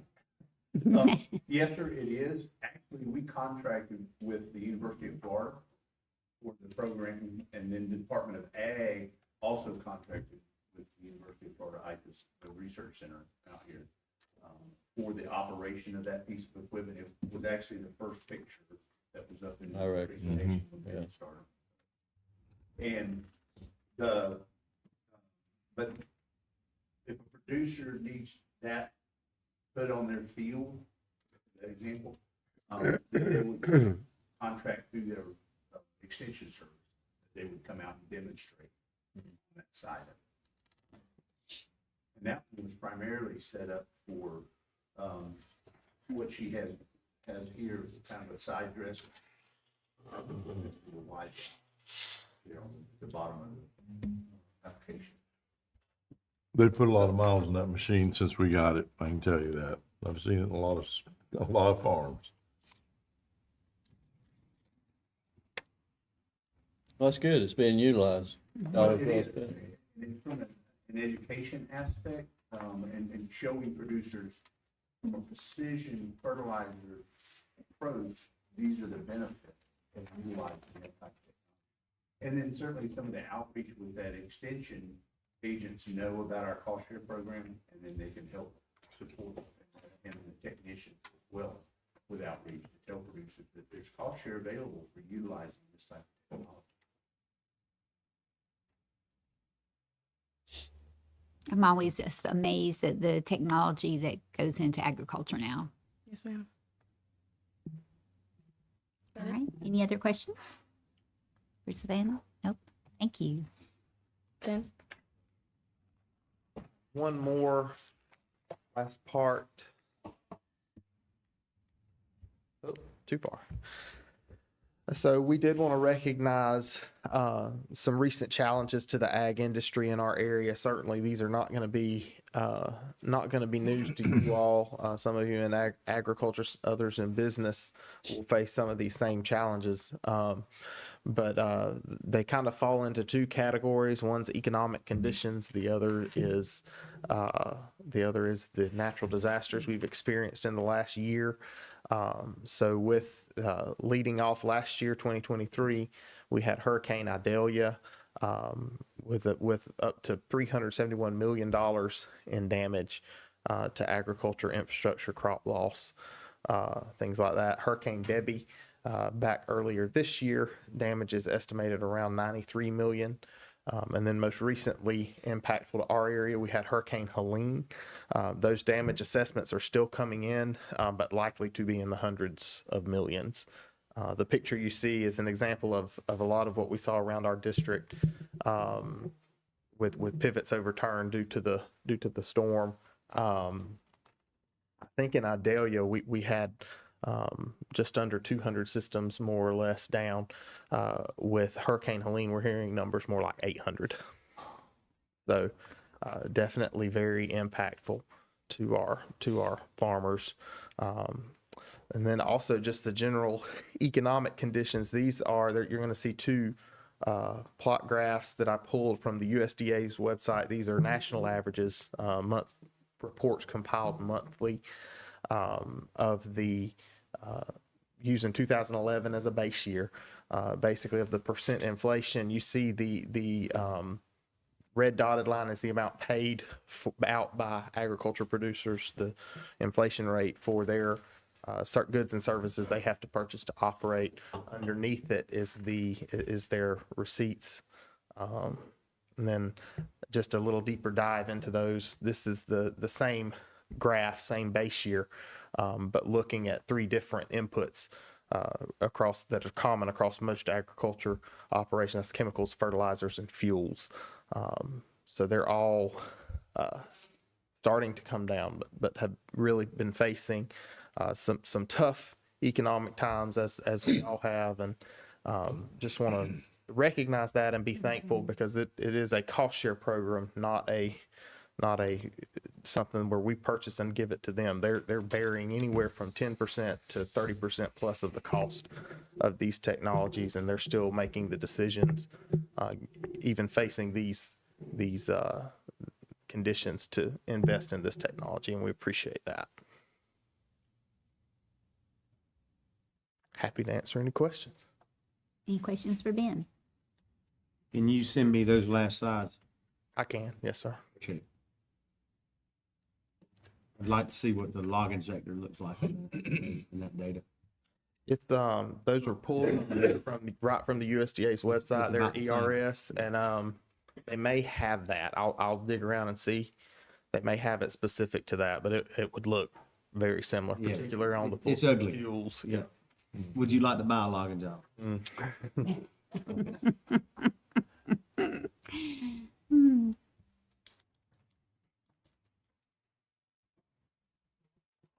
All right. Thank you, Ben.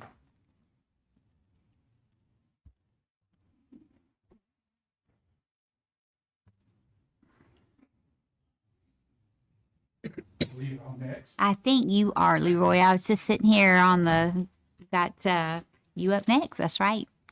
Okay, it's still morning. Good morning. It is. For our workshop this afternoon, we wanted to give you guys an update on the Lower Santa Fe and Itchituckney projects that we're doing. We gave a similar project to DEP, a similar presentation to DEP on Friday, and wanted to be able to give you the presentation a little bit revised for you, so that you will have a good understanding of the projects that we have completed, that we have going on, and how we're putting projects together for trying to meet the mandate that we have. This presentation is not going to be given completely by me. I asked Warren to help me out. As you guys know, in April, Warren and I did kind of a trade with our positions, and Warren has really stepped in and helped come up with project ideas for recovering the Lower Santa Fe. Warren has kind of spearheaded that effort, and I wanted to give him an opportunity to come up during this presentation when we talk about the future and some of the things that we're wanting to do, to give him the opportunity to come up and present that part of the presentation. So as we get started, we're going to talk about what I'm going to start out showing you is the environmental projects dashboard. Then we're going to talk about, like I said, the ongoing and projects and completed projects that we have. Then we're going to switch over to the concepts that Warren has been working on and any of the upcoming projects that we have. I wanted to take this opportunity also to remind the board that we are planning our symposium where we're going to, again, reach out, an outreach opportunity for us to speak to our local governments and about projects and permitting and all the things that we do and how we can help them do the things that they need to do as far as permitting and projects and getting grants and getting these projects constructed. That symposium, we are right now putting together all the speakers. I would like to say that everyone that I've reached out to on the federal level and state level, everybody has been very eager to come over and speak to all of our local governments and stuff. So that is coming along pretty well with the help of Troy and the communications department. You guys should start seeing some websites and things like that coming up and coming out, and you'll start seeing some of that stuff over the next couple of weeks. But a big part of that symposium will be looking at projects and some of the things that we're doing in the division. So the environmental projects dashboard, wanted to give you guys an opportunity to see this dashboard. What you're looking at here are the projects that are in the Lower Santa Fe. But this dashboard was put together by our projects team. And it is a way for us to visually show where the projects are and to give a little bit of information about each project that's going on. As you can see, the different colors in there, they kind of stand for different things. If you look at the legend on the left-hand side, you'll see purple and orange and all of that. Well, all of those colors have a meaning as to what the funding was for those types of projects. And so this dashboard, we keep it up, we update it, I believe, at least quarterly, if it may be even more than that. We want to get it to the point where it is automatically updated, and that will come when we do our new database that we're working on. So that will automatically be updated when we get that new database in. But right now it's updated periodically to keep the projects that are on here up to date, so that that anyone that looks at it will know where we're doing work, what those projects are, how much they cost, what the funding source is, and all of that. So this, again, this was put up here to kind of show you where things are located. And we're going to get into what the funding sources are and what each one of these type projects are. So as far as ongoing projects that we have, we're looking at recharge projects. There are different types of projects. There's recharge, there's conservation, there's alternative water, and we're going to get into a little bit of each one of those. But these are the projects that are ongoing, and they're recharge projects. They're projects where we're trying to get water back in the ground, and these are all ongoing. And there's the groundwater recharge wetland, which is a project with GRU. You guys may have heard the Oakmont project. I think we've been here a couple of times talking about that. So that project is with GRU, and they're constructing a groundwater recharge wetland for that one. The Bradford County Silviculture Enhancement and Recharge Project, that was a project through DEP. That one has three different parts of it. One part is the Edwards Bottomland Lake Sampson drainage well replacement. We've been working to find a location for a drainage well replacement for a drainage well that was over in that area to get some water back in the ground. Also, you guys have heard us talk about Brook Sink Phase 2. And so that's part of this grant that we got from DEP, and that has already started. We came before you a couple of weeks ago about getting that started. that project is ongoing. We actually went out and did some site visits the last couple of weeks out at Brooksink, and we're starting with our consultant to get an additional area to drain into Brooksink so we can get additional water back in the ground. And then the third part of that is the UF is with UF, and it is the Bradford County Silviculture Project. That's the project where UF is researching the reduction of silviculture stands to see if that reduction will result in additional water recharging into the ground. That ties into the ecosystems project that's a little bit further down. All of that, all of those projects are coming out of the Bradford County Silviculture Enhancement Project. The dispersed storage and recharge alternative water supply. Again, we've come before you about that one. That one is also called the Retention Pond Project. If you remember, we talked about enlarging retention ponds, moving the overflow structures a little bit higher so that you could store a little bit more water in the retention ponds, because the retention ponds are percolating. Instead of the retention ponds discharging, we're wanting them to hold a little bit more water and get that water in the ground.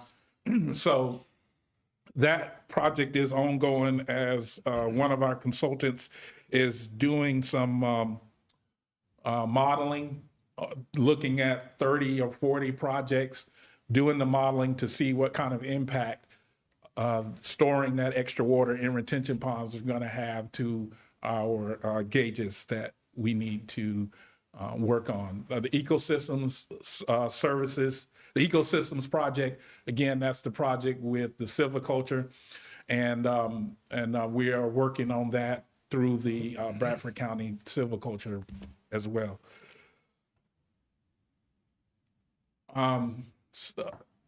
We're going to talk now about conservation projects. These are projects where there's already a use, and they may not be as efficient as they need to be. So we're doing projects to make those systems a little bit more efficient. And one of them is the public supply project. And that one is where we are implementing infrastructure and conservation improvement projects in the district. What you typically see there is replacing water lines, that kind of stuff. If you have leaking water lines, leaking meters, replacing meters to help show where there's leaks and stuff like that. So any kind of those public supply efficiency projects, that's what you're seeing there. Accelerating Suwannee projects. This is projects to incentivize silviculture and rural land conservation. That one, the district is working with different landowners to try to conserve property to help with the conservation of water. Reducing impacts from urban landscapes. This one is mostly in Alachua, where you have a lot of irrigation going on. But again, we're wanting to reduce that using the WaterWise program. And again, the other one that's on here is a Lottie water main replacements. Again, it's the same type of types of projects like the public supply, where you're going in and replacing water mains, pipes and stuff like that to reduce the leaks that may be happening in the water systems. With the AWS projects that we have, these are projects that are also typically funded by DEP. These types of projects, what you typically are seeing are getting the water that's being discharged or that's being used a little bit cleaner. That's when you hear us talk about AWT and reclaimed water and all of that kind of stuff. That's what these types of projects are. So you have the Lake Butler AWT upgrade phase 1 and 2. Again, that's getting Lake Butler's wastewater treatment system up to AWT standards. All the feasibility studies that you see there, these are studies, a couple of the studies that you may have heard us come here recently about are like the Cow Creek study and the W3C study. Those are studies where we're looking at water and wastewater systems to find ways to be more efficient and help regionalize systems instead of every city having a system and they're not, may or may not be able to upkeep those systems. If you can look at regionalizing those systems so that as a region, they will have more customers and they can keep the systems up and then getting all of those discharges cleaner. And then the North Florida Mega Industrial Park, pretty much the same thing. It's all about getting the water cleaner in each one of those situations. We're gonna, and all of those were ongoing. So now we're gonna go to some of our completed projects. I'm gonna. So the DHR water sharing project, that is a GRU project that the district is working on to help them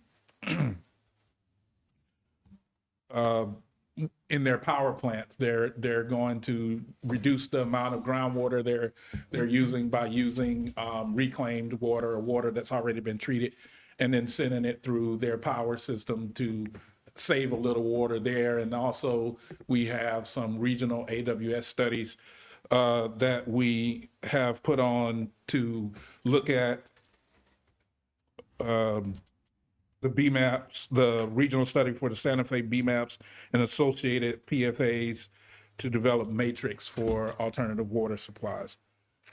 So all of those projects have actually been completed. More completed conservation projects that we have done with DEP, public supply efficiency improvements. We talked about that a little bit earlier. Those were the ongoing projects. Now we're looking at some of the completed projects, but what you're seeing, if you look at the type of projects, they are projects that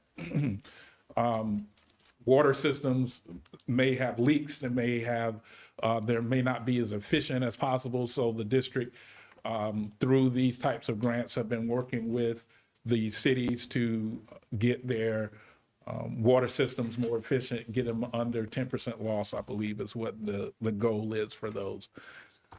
You're seeing other projects on there for Hampton Water Loop, White Springs Water System. All of those, again, are the same types of projects. And all of those have been completed. And then you see the next two projects are agricultural projects that Jonathan and Savannah and Ben's group have worked on and completed. Again, a conservation of water that's already being used, but finding ways to conserve using the groundwater by using alternative waters or just through conservation. So the projects that were completed before that we talked about were DEP grants that the district received. We're going to go over some projects now that have come from district funding. These are all coming from river funding, the river funds that we have. Again, you're seeing the same type of projects where you have water systems that are going out, that are existing, and we are assisting the local governments with replacing parts of those systems so that they will become more efficient and have less water loss.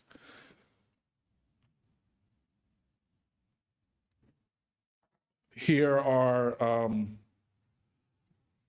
a couple of the completed planning projects that for the Lower Santa Fe, you guys have seen these before. They were all the types of projects we've been coming before you over the last couple of years. The municipal stormwater recharge study, where we were looking for areas right outside of cities that we could take that stormwater, store it, and get it back in the ground. The open closed basin, where we took the FEMA model that was used for the flood maps and compared the 25-year and 50-year flooding maps to see where we could store a little bit of water. What we were looking for were differences between like the 25 and the 50, or the 50 and 100, to see if there were places where we could store a little bit of extra water by stopping the discharge, getting that water to store there and perk into the ground, get a little extra water into the ground. We talked about a retention pond investigative project where Utah is looking at that. And then we talked, and then the phase 1 and 2 sinkhole recharge projects, where we had a consultant look at sinkholes all over the Santa Fe Basin. They looked upstream and downstream of the sinkholes to find areas where we could store water. When the sinkholes were full and weren't taking any more water, excess water was going right past those sinkholes. So the idea was to store the water when those sinkholes were full, store some water when the sinkholes start taking water again. Then we send that extra water to those sinkholes so that we could get that water into the ground. So all of these studies are complete.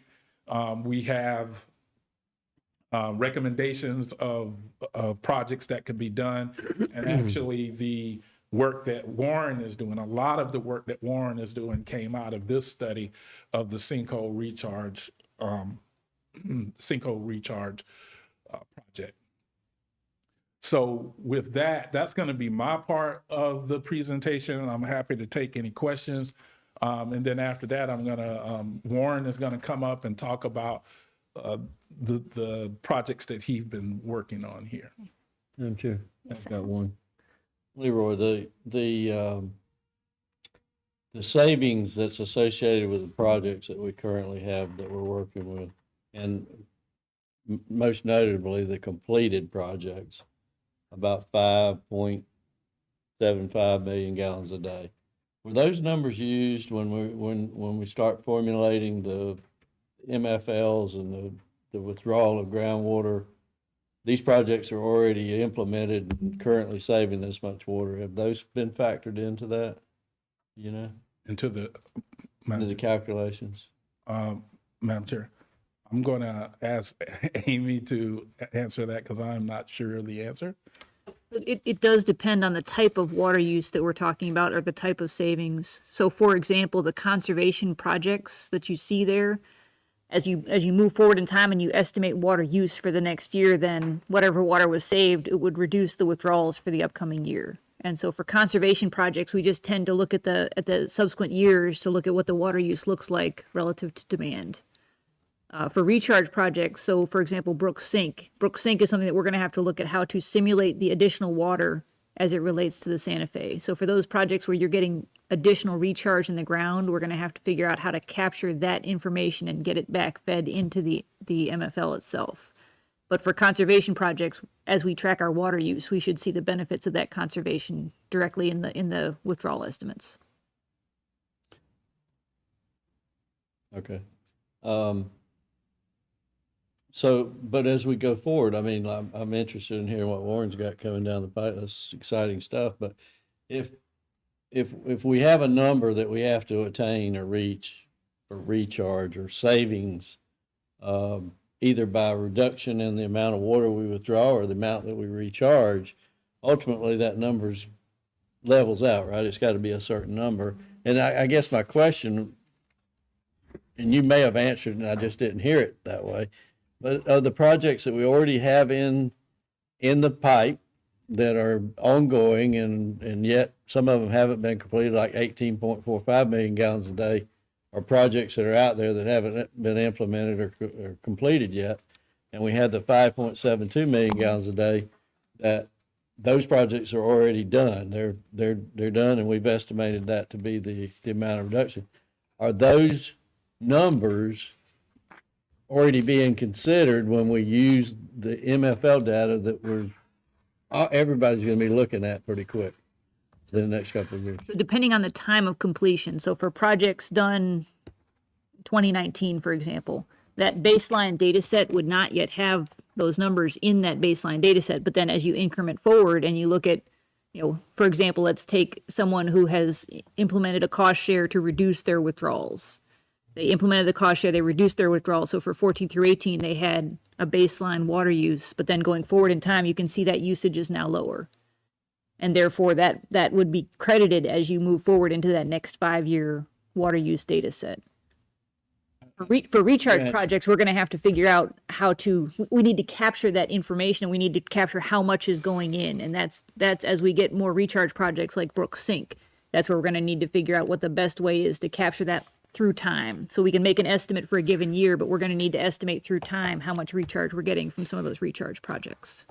And from a lay standpoint, I certainly don't have the background that you guys have and to be able to extrapolate the data. But if I look at the chart, like if I go back to the the aquifer charts that we were looking at earlier, and we look at where we're at today versus where it was over the 10-year average, and the 1976 happened to be the number, the low point, or that was when the data started coming in, and we're at the median level, if not higher than we've been over all those years, and we're still not going to be meeting the MFL.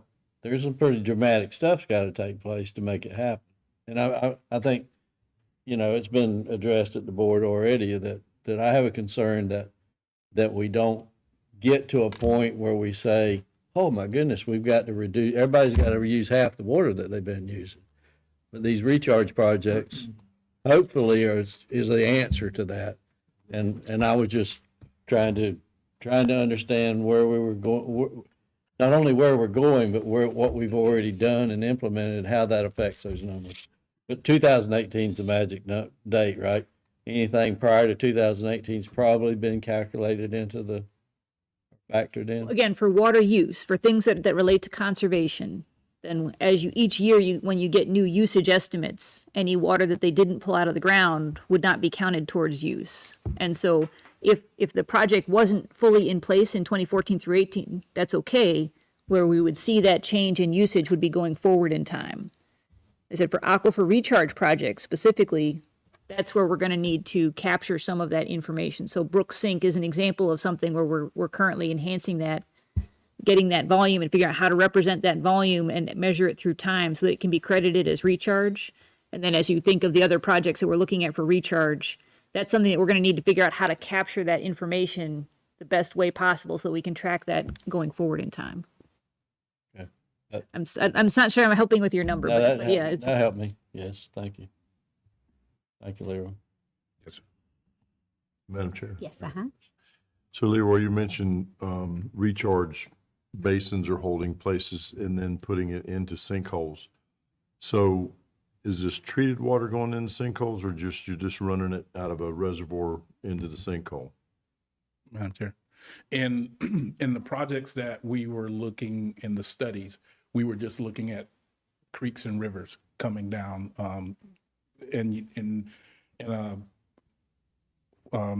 like for instance, Cannon Creek is one where water comes down, Cannon Creek gets overwhelmed, and it keeps going, right? So the idea in a situation like that would be either upstream or downstream, store that water.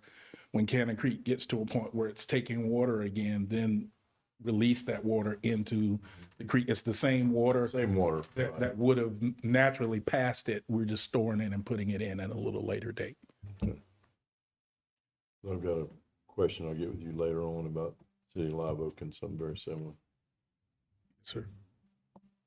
The bottom line to all this is to help meet our MFLs and relieve some of the use of water that we are seeing at this point in time. Correct. Yes, ma'am. We're trying to, any idea that we can to save water, get water back in the ground, make it cleaner so that it can be used other places. That's the whole idea of what we're trying to do. So it should help our permitting as well as our storage and availability of water. That's the. Yeah.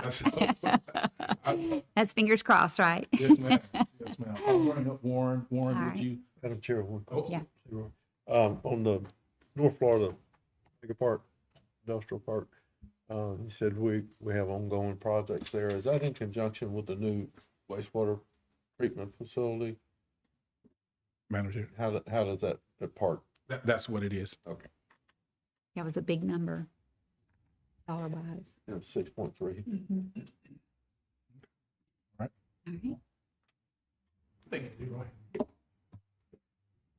Madam Chair, board members, good Good morning. morning. Yeah, it Been is. a while. So at least 7 months, because about 7 months ago, after we had looked at what the ongoing and the current, the ongoing and the completed projects list looked like, I think that we came to the conclusion that, well, we're still finalizing the numbers, Mr. Thompson, that we're probably near the 30-yard line and somebody needs to bring us into the end zone. And so I was asked to implement some of my institutional knowledge of the terrain we have here and the features, the geologic features we have in this district to the maximum benefit, and come up with a list of projects to that would be supplemental to what we already have that would get us there. And so, add to the stress of that is the idea that, and Dr. Brown reminds me all the time, and Mr. Schwab and Mr. Thompson brought this up, that the more projects means the less regulation that we need to implement to get this MFL into its next phase. And so that's, I take that pretty seriously, and I've taken this endeavor pretty seriously. It's actually turned out to be one of the most challenging assignments I've had in my career. And so I'd like to talk to you a little bit about it. If you remember our little geology lesson that most of you had when you came on board, Mr. Wheeler, I think we're going to meet today, if you have time to go through this. Here's a LiDAR map of the district. And as you're well aware, we have a nice physiographic divide that runs right through the district called the Cody Escarpment. We love our Cody Escarpment here. It separates our highlands or our confined areas of the aquifer where water flows over the land surface from the unconfined areas of our district, which is a lot of it, where water flows internally and comes out in the springs.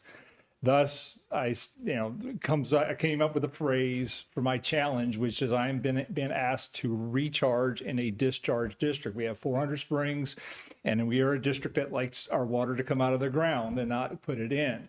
And so the challenge, there's plenty of challenges. Cost aside, the challenges geologically are that we're trying to work on a system right here, the lower Santa Fe Ichtucknee. It is being fed, if you remember, from groundwater from about 4 locations. One would be up in Valdosta. The other would be the Trail Ridge where water is getting in, and it created that saddle that Tom Murdy came in before me and had discussed has been shifting due to water uses on the other side of that divide. And that water meets that saddle and it heads and it feeds those springs. It also, we have a little bit that comes out of Wakasasa Flats, goes both directions from there. And then you have all the water that makes it into any of the sinkholes and karst features that we have in the unconfined area. That's immediate recharge. The challenge is when you're looking on the landscape for projects, you don't want to be looking in this area. If you put water in the ground there, if you spend millions of dollars on a project there, it's just going to come right back out of a spring. It has 0 residence time. You don't get a whole lot of benefit for the money spent. I went into the hinterlands of our district looking for scouring the landscape for geologic features that I could use to our advantage. Also contemplating other types of projects that require drainage wells to be drilled and rapid infiltration basins. So I'm going to get into those. So what I saw after I scoured the landscape and came up with I did this for a few months, and the last few months I've been putting it into papers, into research papers, so that I can hand those off to consultants to do all the rest of the work on it. But I noticed three main categories of projects were coming to light: sinkholes, rapid infiltration basins, and drainage wells. Under sinkholes, we have just the relic sinkholes that have been in our landscape for thousands of years. They usually have names: Cannon Sink, Clay Hole Sink, things like that, that while there's not any place nearby that you could provide as a water storage other than what it's already taking, you can certainly improve our plumbing. And I know actually 20 years ago when I worked here before, we kind of joked when we got calls and people were saying, hey, when are you going to come clean out Clay Hole Sink? And we would do like, that's a natural feature. We don't do that. We do other things with the water management. Well, now fast forward, we're actually contemplating that as a benefit, because you imagine the water you would save by not having it go over the landscape and evaporate, but getting it into the ground. Here is another challenge when it comes to these sinkholes is that, and most of these, none of this is new water. So what we're saving in the most, once you put all these, you do all this work on the landscape, what you're really saving is saving that water from going to tide or to evaporation. And you also have to contemplate that it's supporting an ecosystem in a lot of cases. You don't have a whole lot of features that are just drainage water going to a dry sinkhole with no wetlands around. And so I'm, looking at the landscape, and I'm also keeping in mind the fact that we have the natural systems to support. Rapid infiltration basins, I'll go into those in a minute. We do have some soils in our district that are just perfect for that kind of setup. We also have the ability to take an old rock mine or an old borrow pit that's already open to the aquifer and backfill it and create our own rapid infiltration basin with our own design with fill. Yes, it's going to take a lot of fill, but again, that's an opportunity I was looking at. I was told to look for everything. And then drainage wells, while you do have to treat the water going into a drainage well to public drinking water standards if it's new, we do have a couple opportunities for that. And the big advantage of a drainage well is I can put them wherever I want. And so I can go back into the basin, and what you're looking at here is a sensitivity map, as we call it, of this is probably Ichetuckney. Yeah, Ichetuckney. So I'm going back into the basin with these drainage wells to try to get that water to reside longer. But again, this is another dilemma, is that, you get a bigger bang for the buck by putting it in right next to the spring, obviously. So the projects that I'm putting back here, I got to get as much water in the ground to get the same benefit for a smaller project closer in. But I get the more residence time, I offset the more groundwater uses, so on and so forth. And then we do have, as was mentioned, a couple drainage wells that could still be replaced. And again, in some of those cases, all you're saving is you're getting the water in the ground faster. The drainage well was located in a closed basin to begin with. That's why you put them there, because like Live Oak, it's a bowl, it floods. So put a drainage well there to get that water in the ground faster. So while and this may answer Mr. Thompson's question about all these MGDs that we're talking about, why haven't we gotten there yet? It's really about the location and the fact that you're really only saving, it's not new water and it's not located in a spot that gets you the biggest bang for the buck. So sinkholes, we did find, I love LiDAR. It definitely helped in this endeavor, but we did find a couple instances where you have sinkholes right near a water source. In this case, this is Union County with Swift Creek going to a Lusty Creek, and a nice sink feature on a large landowner's property that we could cooperate with.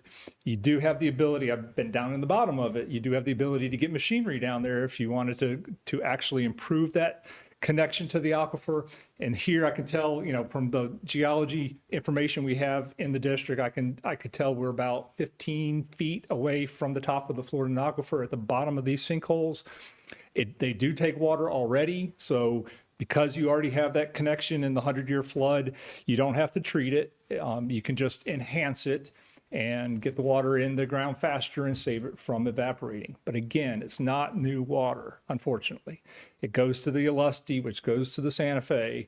So we got to balance that. We can't put everything into the ground like we'd love to.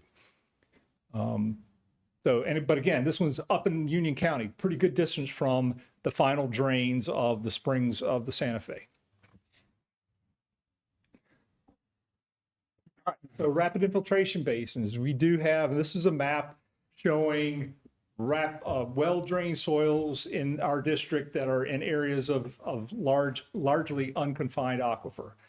And unfortunately, what it shows is another dilemma, which is they all seem to be right around where the springs are. So you put water in the rapid infiltration basin, it's just going to come right out in a spring.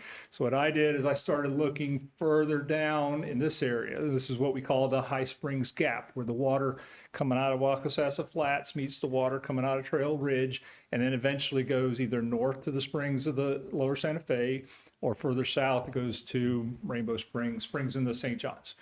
And so there's a couple opportunities in this region and up in Columbia County where a rib would actually work pretty well.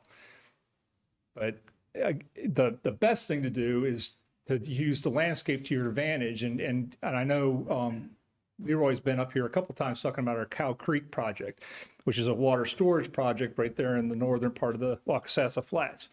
You situate a nice area of water storage right next to an area where water wants to go in the ground like that, and it's a perfect opportunity. So we're looking at, in all these rapid infiltration basin papers that I'm writing, looking at every source possible, including additional water from Mallory Swamp and the potential of regionalizing a wastewater between Archer and High Springs in the area.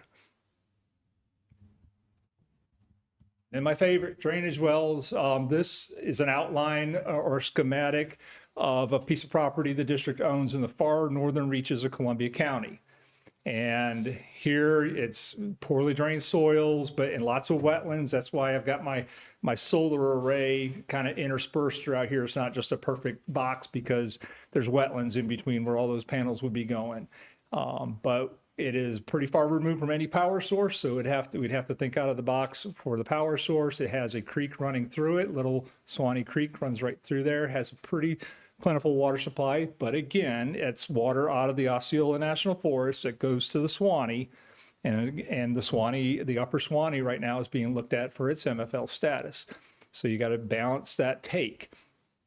But again, because it's going in drainage wells, you would have to treat it to drinking water standards. It's only swamp water, so bacteria and color are going to be your big concerns. And there's some pretty nice new innovative treatment systems out there now that'll take care of that on a pretty large scale.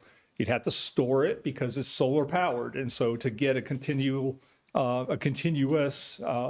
recharge, you're going to want to store some water during the day when the sun's out, and then have it still going in the wells day and night. Let's see if I've gotten everything on that one. Yep. So here's my Sweet 16. This is what I've landed on, and these are all. The cool thing is that as I look at these, they're scalable. And I think when some of the numbers come in from our consultants, say for the Little Swanee Creek project up here, where they figure out how much water could come out of that ecosystem, I may be shown to have been a little conservative on my numbers, but that's the way I kind of like to play it. I don't want to oversell the ideas, and hopefully they'll come back with an idea that it could actually take more and we could build it up even more.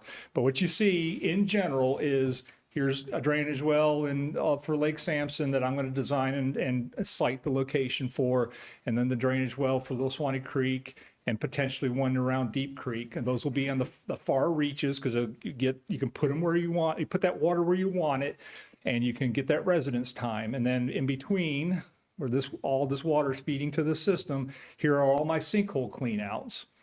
And sinkholes that have the ability to store water next to them. So you have like Swift Creek floods, you store the water next to it and you release that water when it's not flooding. And then in the unconfined portion to the west of the Cody Escarpment, here's all my rib locations. They're all going to be costly. I hate to say it, and the bang for the buck is just going to be hard to get. You're going to have to do a lot of little projects to get and to maximize the recharge in our area. You probably will see in the future some requests coming before you for land acquisition, potentially for lands that we don't normally acquire. So not in the floodplain, a high and dry landscape in Gilchrist County comes to mind, something like that, which would be perfect for ribs, not so much floodplain anymore. So be prepared for those kind of requests in the future based on what I'm seeing on the landscape. And with that, I'll take any questions. Madam Chair?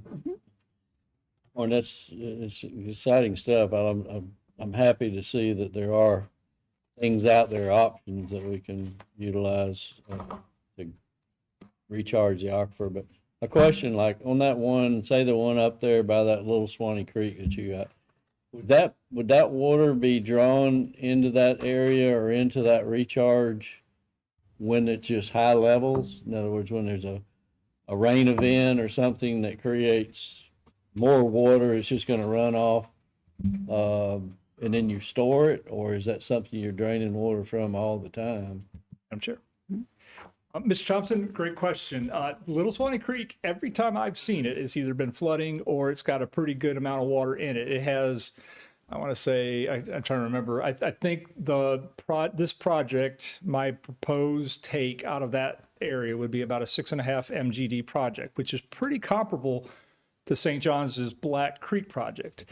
Again, the location is the thing. We own this property. It's hundreds of acres up there, which makes it ideal because I don't have to do land acquisition. But the location being in the far reaches of northern Columbia County, it actually will be a really good benefit to the upper Swanee. We found that out, but it does benefit the lower Santa Fe Ichetuckney. And so the next step in something like this is to send that concept over to a consultant, mostly that with an environmental scientist on board, and they do the final analysis of what that system could actually give up. But I'm pretty sure my 6.5 is probably at the top end of MGD is at the top end of what we'd get out of this. And it's a lot of money to spend for 6.5 MGD. That answer your question? Yes, sir. Yep. Involved in taking water from any of our water features in our area. You're dealing with areas that are poorly drained soils. So you can't just, in this particular case, you can't just pump it off the creek and put it on the ground because the ground's already saturated. It's all wetlands out there. And I've picked on all the little high grounds to site all the little spots here, but it's going to still require more than likely a number of acres of on-site wetland mitigation, which we can do on the other side of the creek. There's plenty of room to do it over there. Madam Chair, and Mr. Thompson, with this technology that could be utilized on this to, as Warren had mentioned, to treat the bacteria and the color of the water itself, it's proven technology. It's St. John's is actually using it on the Black Creek project right now. Staff went over to the St. John's district, looked at the technology. Actually, Warren carried some water from here, actually from there, that location, over and ran it through their treatment system with that. So it's feasible. It is costly, as we talked about earlier, but it's very doable.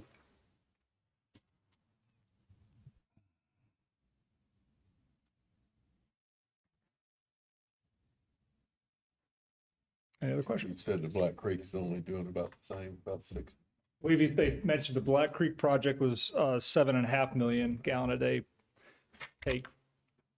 I think they got limited by some crayfish or something. I forgot what it was. There was and I went and looked at the threatened and endangered species list as soon as I got back for all of my project sites. But there's no telling, you got to balance nature with all these projects. So there's no telling what could come up, but there's no crayfish up there. Know that. Madam Chair. So this, we talk costly, but is there a number to the gallons? Like cost per gallon or cost per million gallons? Madam Chair, every one of these has a place in my white paper for cost per cubic foot of recharge. And I've taken a stab at this one. It probably ought to be sitting down when I tell you what I came up with. But again, I'm a geologist, not an economist. We have a whole list of consultants that do that for a living. So that's the next step, is to take these 16 projects, hand it off, and let them start with a cost analysis and take it from soup to nuts. Yeah, I'd be interested to know the cost per gallon, what it would take, or maybe St. John's already has a cost per gallon, but they already know what's on their Black Creek project. what I looked at is I tried to learn from their mistakes. I remember working at St. John's when they first came up with that idea, and I'm like, oh, this is a little far fetched, but they went and implemented it. But one of the things is they're piping water for many, many miles. And back in the day when I was first discussing that project, we came up with the $1 million a mile kind of figure is what we worked on. Of course, that was before inflation that we've had. So, so I've proposed all of these to be at the spot where the recharge is going to happen and minimize it. That where that falls off is when you're dealing with rapid infiltration basins. You got to get the water to that sandy soil. There's no water moving across that landscape. Madam Chair. Did St. John, in their piping project, focus on flood areas to eliminate flooding, pulling that water off, or did they just pull it off and convenient? Madam Chair, I believe, Mr. Keith, it's a take on a certain level of Black Creek when they can start pumping from Black Creek. But you said that miles of piping, so It has to go all the way to. focus on other flood areas to bring the water. Correct. To accomplish both ends. Correct. They don't, I mean, like I said, the setup like our Cow Creek area of the Waukesha Flats being right next to an area that is perfect for a rib, that's the kind of stuff I want to take advantage of, not 50 miles of pipeline. And that's just runs the cost sky high. Madam Chair, with that Black Creek project, I don't think that it was initiated to address flooding concerns, Ms. Charles. Certainly along that, if it was deemed necessary, they could take and tie into it, because as Warren's mentioned, there's a lengthy pipeline. I was thinking it was along the lines of about 17 miles in that ballpark, that they're piping that water off of high flow conditions, that they are pumping it to the Keystone Lakes area there. And so, but they are utilizing the treatment to address the color of the water, because those are clear water lakes. And so they're having to meet that standard as well. But that's, it wasn't primarily to address flooding, which you would have similar concerns depending on where the flooding was occurring and what the water profile looked like. Madam Chair. I think we all know, just being realistic, that these projects, and you alluded to it, they're expensive, very expensive. They're probably, instead of dealing with M's, we're probably dealing with B's at some point. So it's very, very expensive. But my concern is that, that the state step up and fund these projects to the point that it's not a burden on the producers, the farmers. If we get to a point where they say, well, that project, it's cost $1 billion, is now got to be, we're going to recoup that with offset credits, it might become economically impossible for a farmer to say, well, I need another 100 million gallons of water. So it's just a comment. It's just a challenge that we're going to deal with. And I think we're going to have to make our legislators aware of the challenges that we face with it here, and just educate them and hopefully gain their support. I'm assuming we're going to pull high water flow off, run it through the treatment plant, and put it in those storage tanks.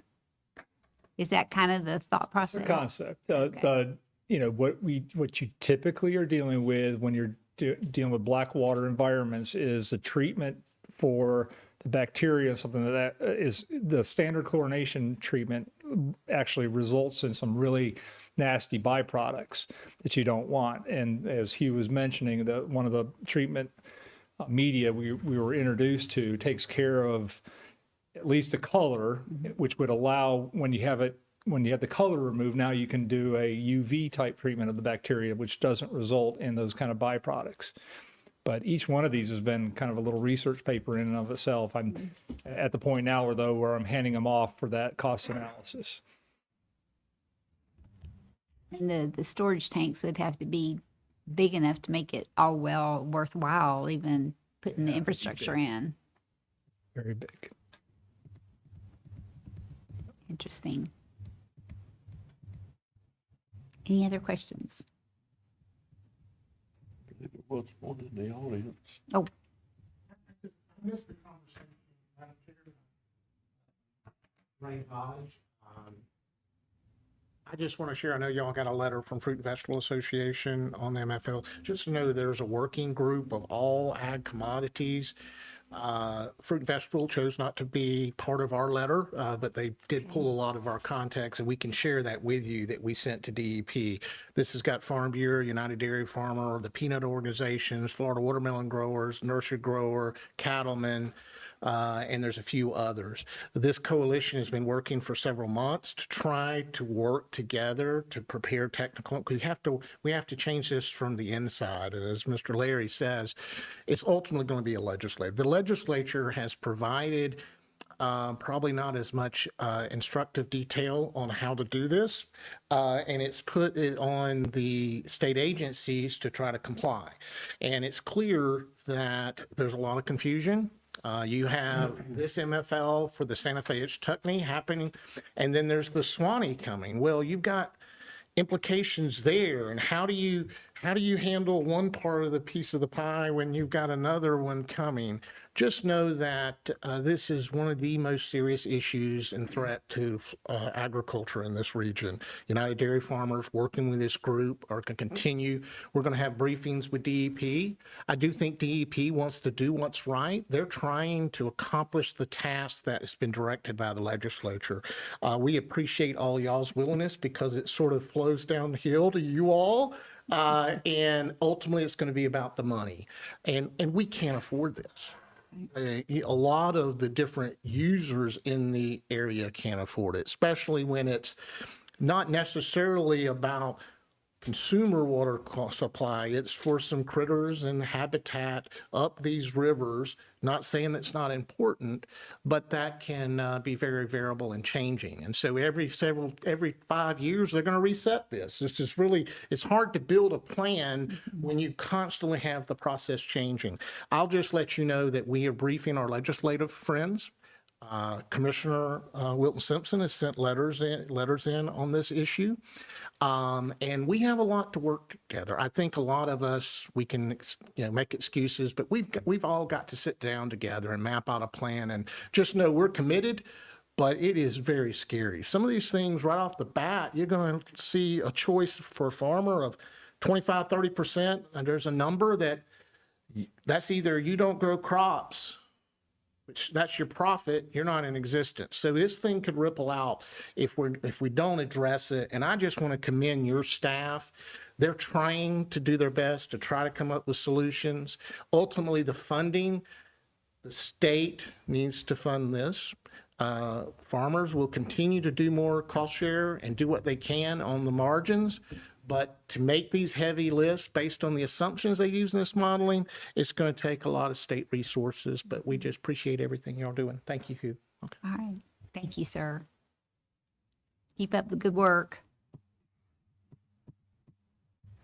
Okay, any other questions from the board? Good, all right. Good work, Warren. Absolutely. I we've got a big wall to climb over.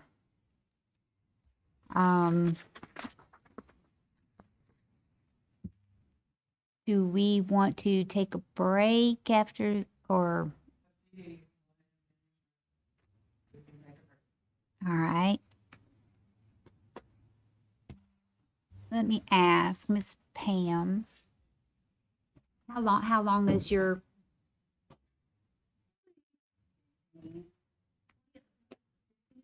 Okay, let's do that. Go ahead. Let's go ahead and do that. If that's all right with board. Good? Okay.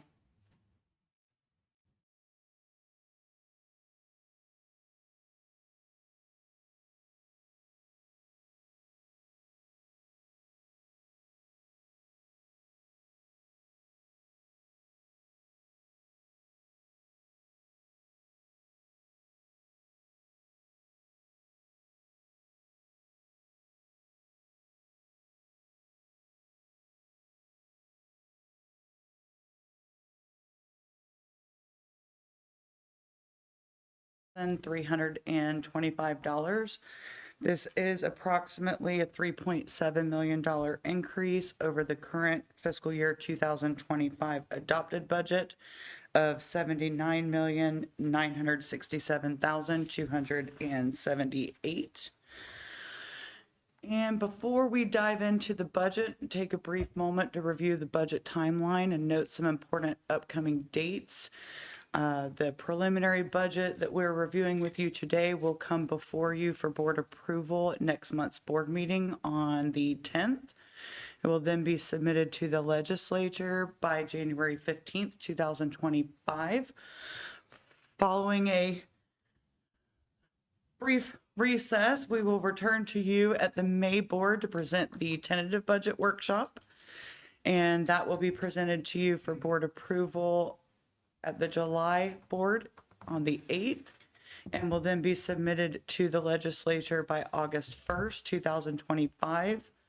We will hold our initial public hearing to tentatively adopt a millage and budget following the September board on the 9th. And we will hold a final public hearing on Monday, September the 22nd, 2025, to adopt a final millage and budget for fiscal year 2025 to 2026, which will commence on October 1st, 2025. The $83.6 million budget consists of the following sources of funds, and we will dive into the revenue assumptions associated with each of these sources in the coming slides. But overall, we are looking at approximately $5 million in federal funding, $57.2 million in state funding, $9.8 million in district funding, and $11.6 million in fund balance utilization. The $5 million in federal revenue consists of $3.8 million in FEMA funding for flood risk mapping and disaster recovery, as well as $1.2 million in American Rescue Plan Act funds, which is related to projects. And the $57.2 million in state revenue consists of $8,205,119 in appropriation. This does include the approximate $6.5 million in recurring state appropriations, for which the district is appreciative of the continued support of the legislature. And in addition, it does include $1.7 million in legislative budget request for land management and minimum flows and levels.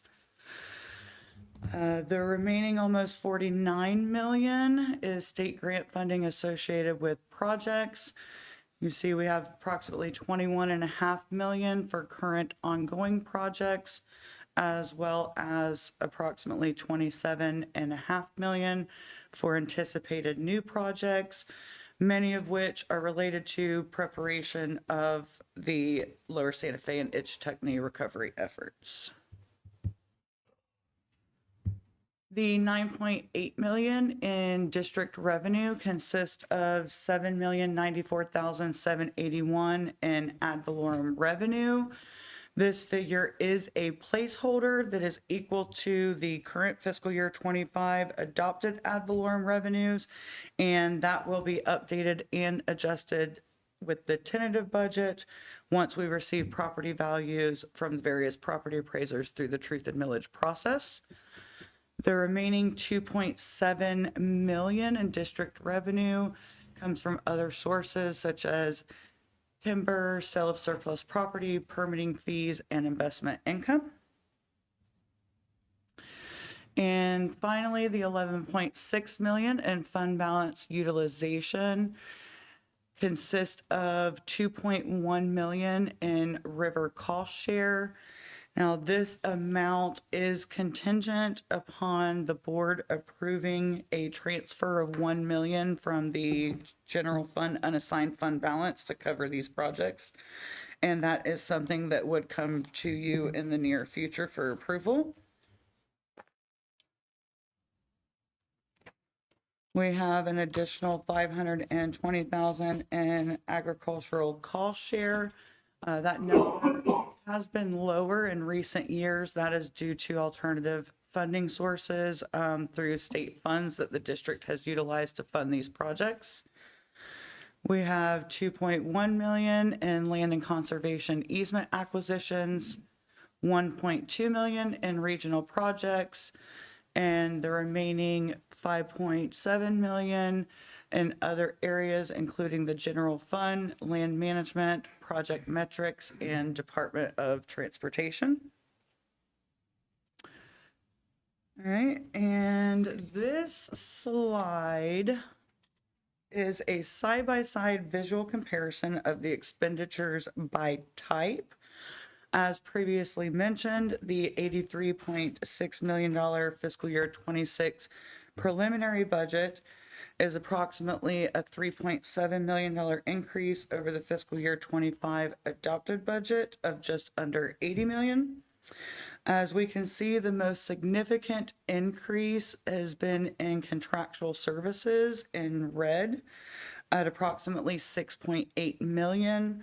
However, this increase was partially offset by a reduction in interagency expenditures of 3.9 million.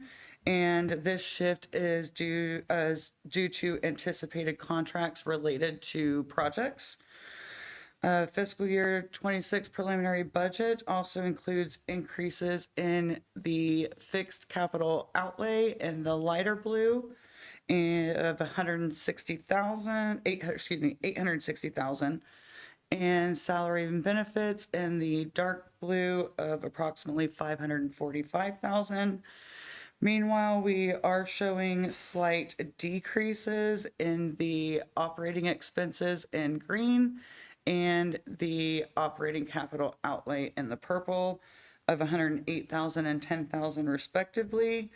While there has been change within the individual expenditure types, the expenditure type as a percentage of the overall budget has remained fairly consistent, with the exception previously discussed of the shift between interagency and contractual services. All right, this next slide represents a comparison of the expenditures by program. As we can see, the largest expenditure is in acquisition restoration. My apologies.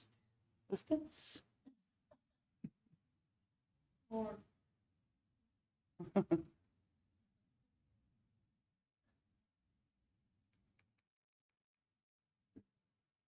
all right. In orange, you'll see acquisition, restoration, and public works at 55.3 million, or 66% of the overall budget. And that again is related to projects. The next largest areas are going to be the water resource planning and monitoring in blue, and the operation and maintenance of lands and works in gray at 12.9 million and 10.4 million respectively. We have regulation in yellow at 2.5 million, and this green is management and administration at 2.2 million, or less than 3% of the overall budget. And last but not least, we have outreach in dark purple at 294,000. And once again, while the program expenditures have changed, their percentage as it relates to the overall budget has remained fairly consistent across the board. And with that, I will open up for questions or discussions. Any questions from the board so far? Nope. Okey dokey. Still no. I think that outreach number needs to be a little bit bigger. I mean, what do we gotta do here? Let's hash it out. I want a pie in purple. You can't even tell that's purple. It's a line. As you will see, we are showing a net increase of about 83,000 in outreach. And it takes $1 million to get a pie. I mean, so at this rate, I mean, we're talking long time. What's that, another 15 years? I'll be too old for that. Madam Chair, if I could Yes, offer sir. a comment to Mr. Keith. Mr. Keith, the outreach and education is kind of like utilizing the soil moisture probes. It's a real low dollar cost for a lot of benefit. You go. That's what I keep telling Troy and Caitlin. I agree, there's a Great lot of job. benefit. But, I don't know why that's just not more put into that. I Well, don't get it. To Hugh's point, I think they do a great job with the budget they have. Oh, they do I know way over- better than, Over the tenure that I've been on this board, which hasn't been a long time, it's come leaps and bounds over where Absolutely. it was, so. Very just had to- impressive. I just had to make that comment. I agree with the performance, but then let's look at this hypothetical. If they did that with that, what they could do with a pie, Well, so when. put the pressure on them. And some of the things that legislatively that we have in front of us, like the MFLs, they're gonna probably need some more help, because there's communication with the public is gonna Good be a point. key to not having this be an erupted place every month. I know Pam tells me every year we have some funds in there that we can, feds and things like this. I still want a pie. And I'm gonna say that until I'm not here no more. Any other questions? Madam Chair, if I could, I'd just like to publicly thank Ms. Pam and Kristen for the hard work that they've done in this. They're still short-staffed over in our finance department, so carrying a pretty good load. Oh, Absolutely. thank you very much. Thank you. It's daunting, the numbers that we have to work with, and all the different pots that you have to make sure goes in the right pie. So it is a lot of work. Y'all make it look really easy, but I know it's not. So thank you. Thank you. All right. Let's see, any other questions or comments? Not to that, all right. If we're all done there, is there a motion? Are we done with the presentation? Is there a motion then to adjourn our workshop? Make that And- motion, Madam Chair. Okay. We have a motion, and a second. All in favor, say aye. Aye. Aye. Those opposed, like sign. Motion carried. And I think Robin is ready for us.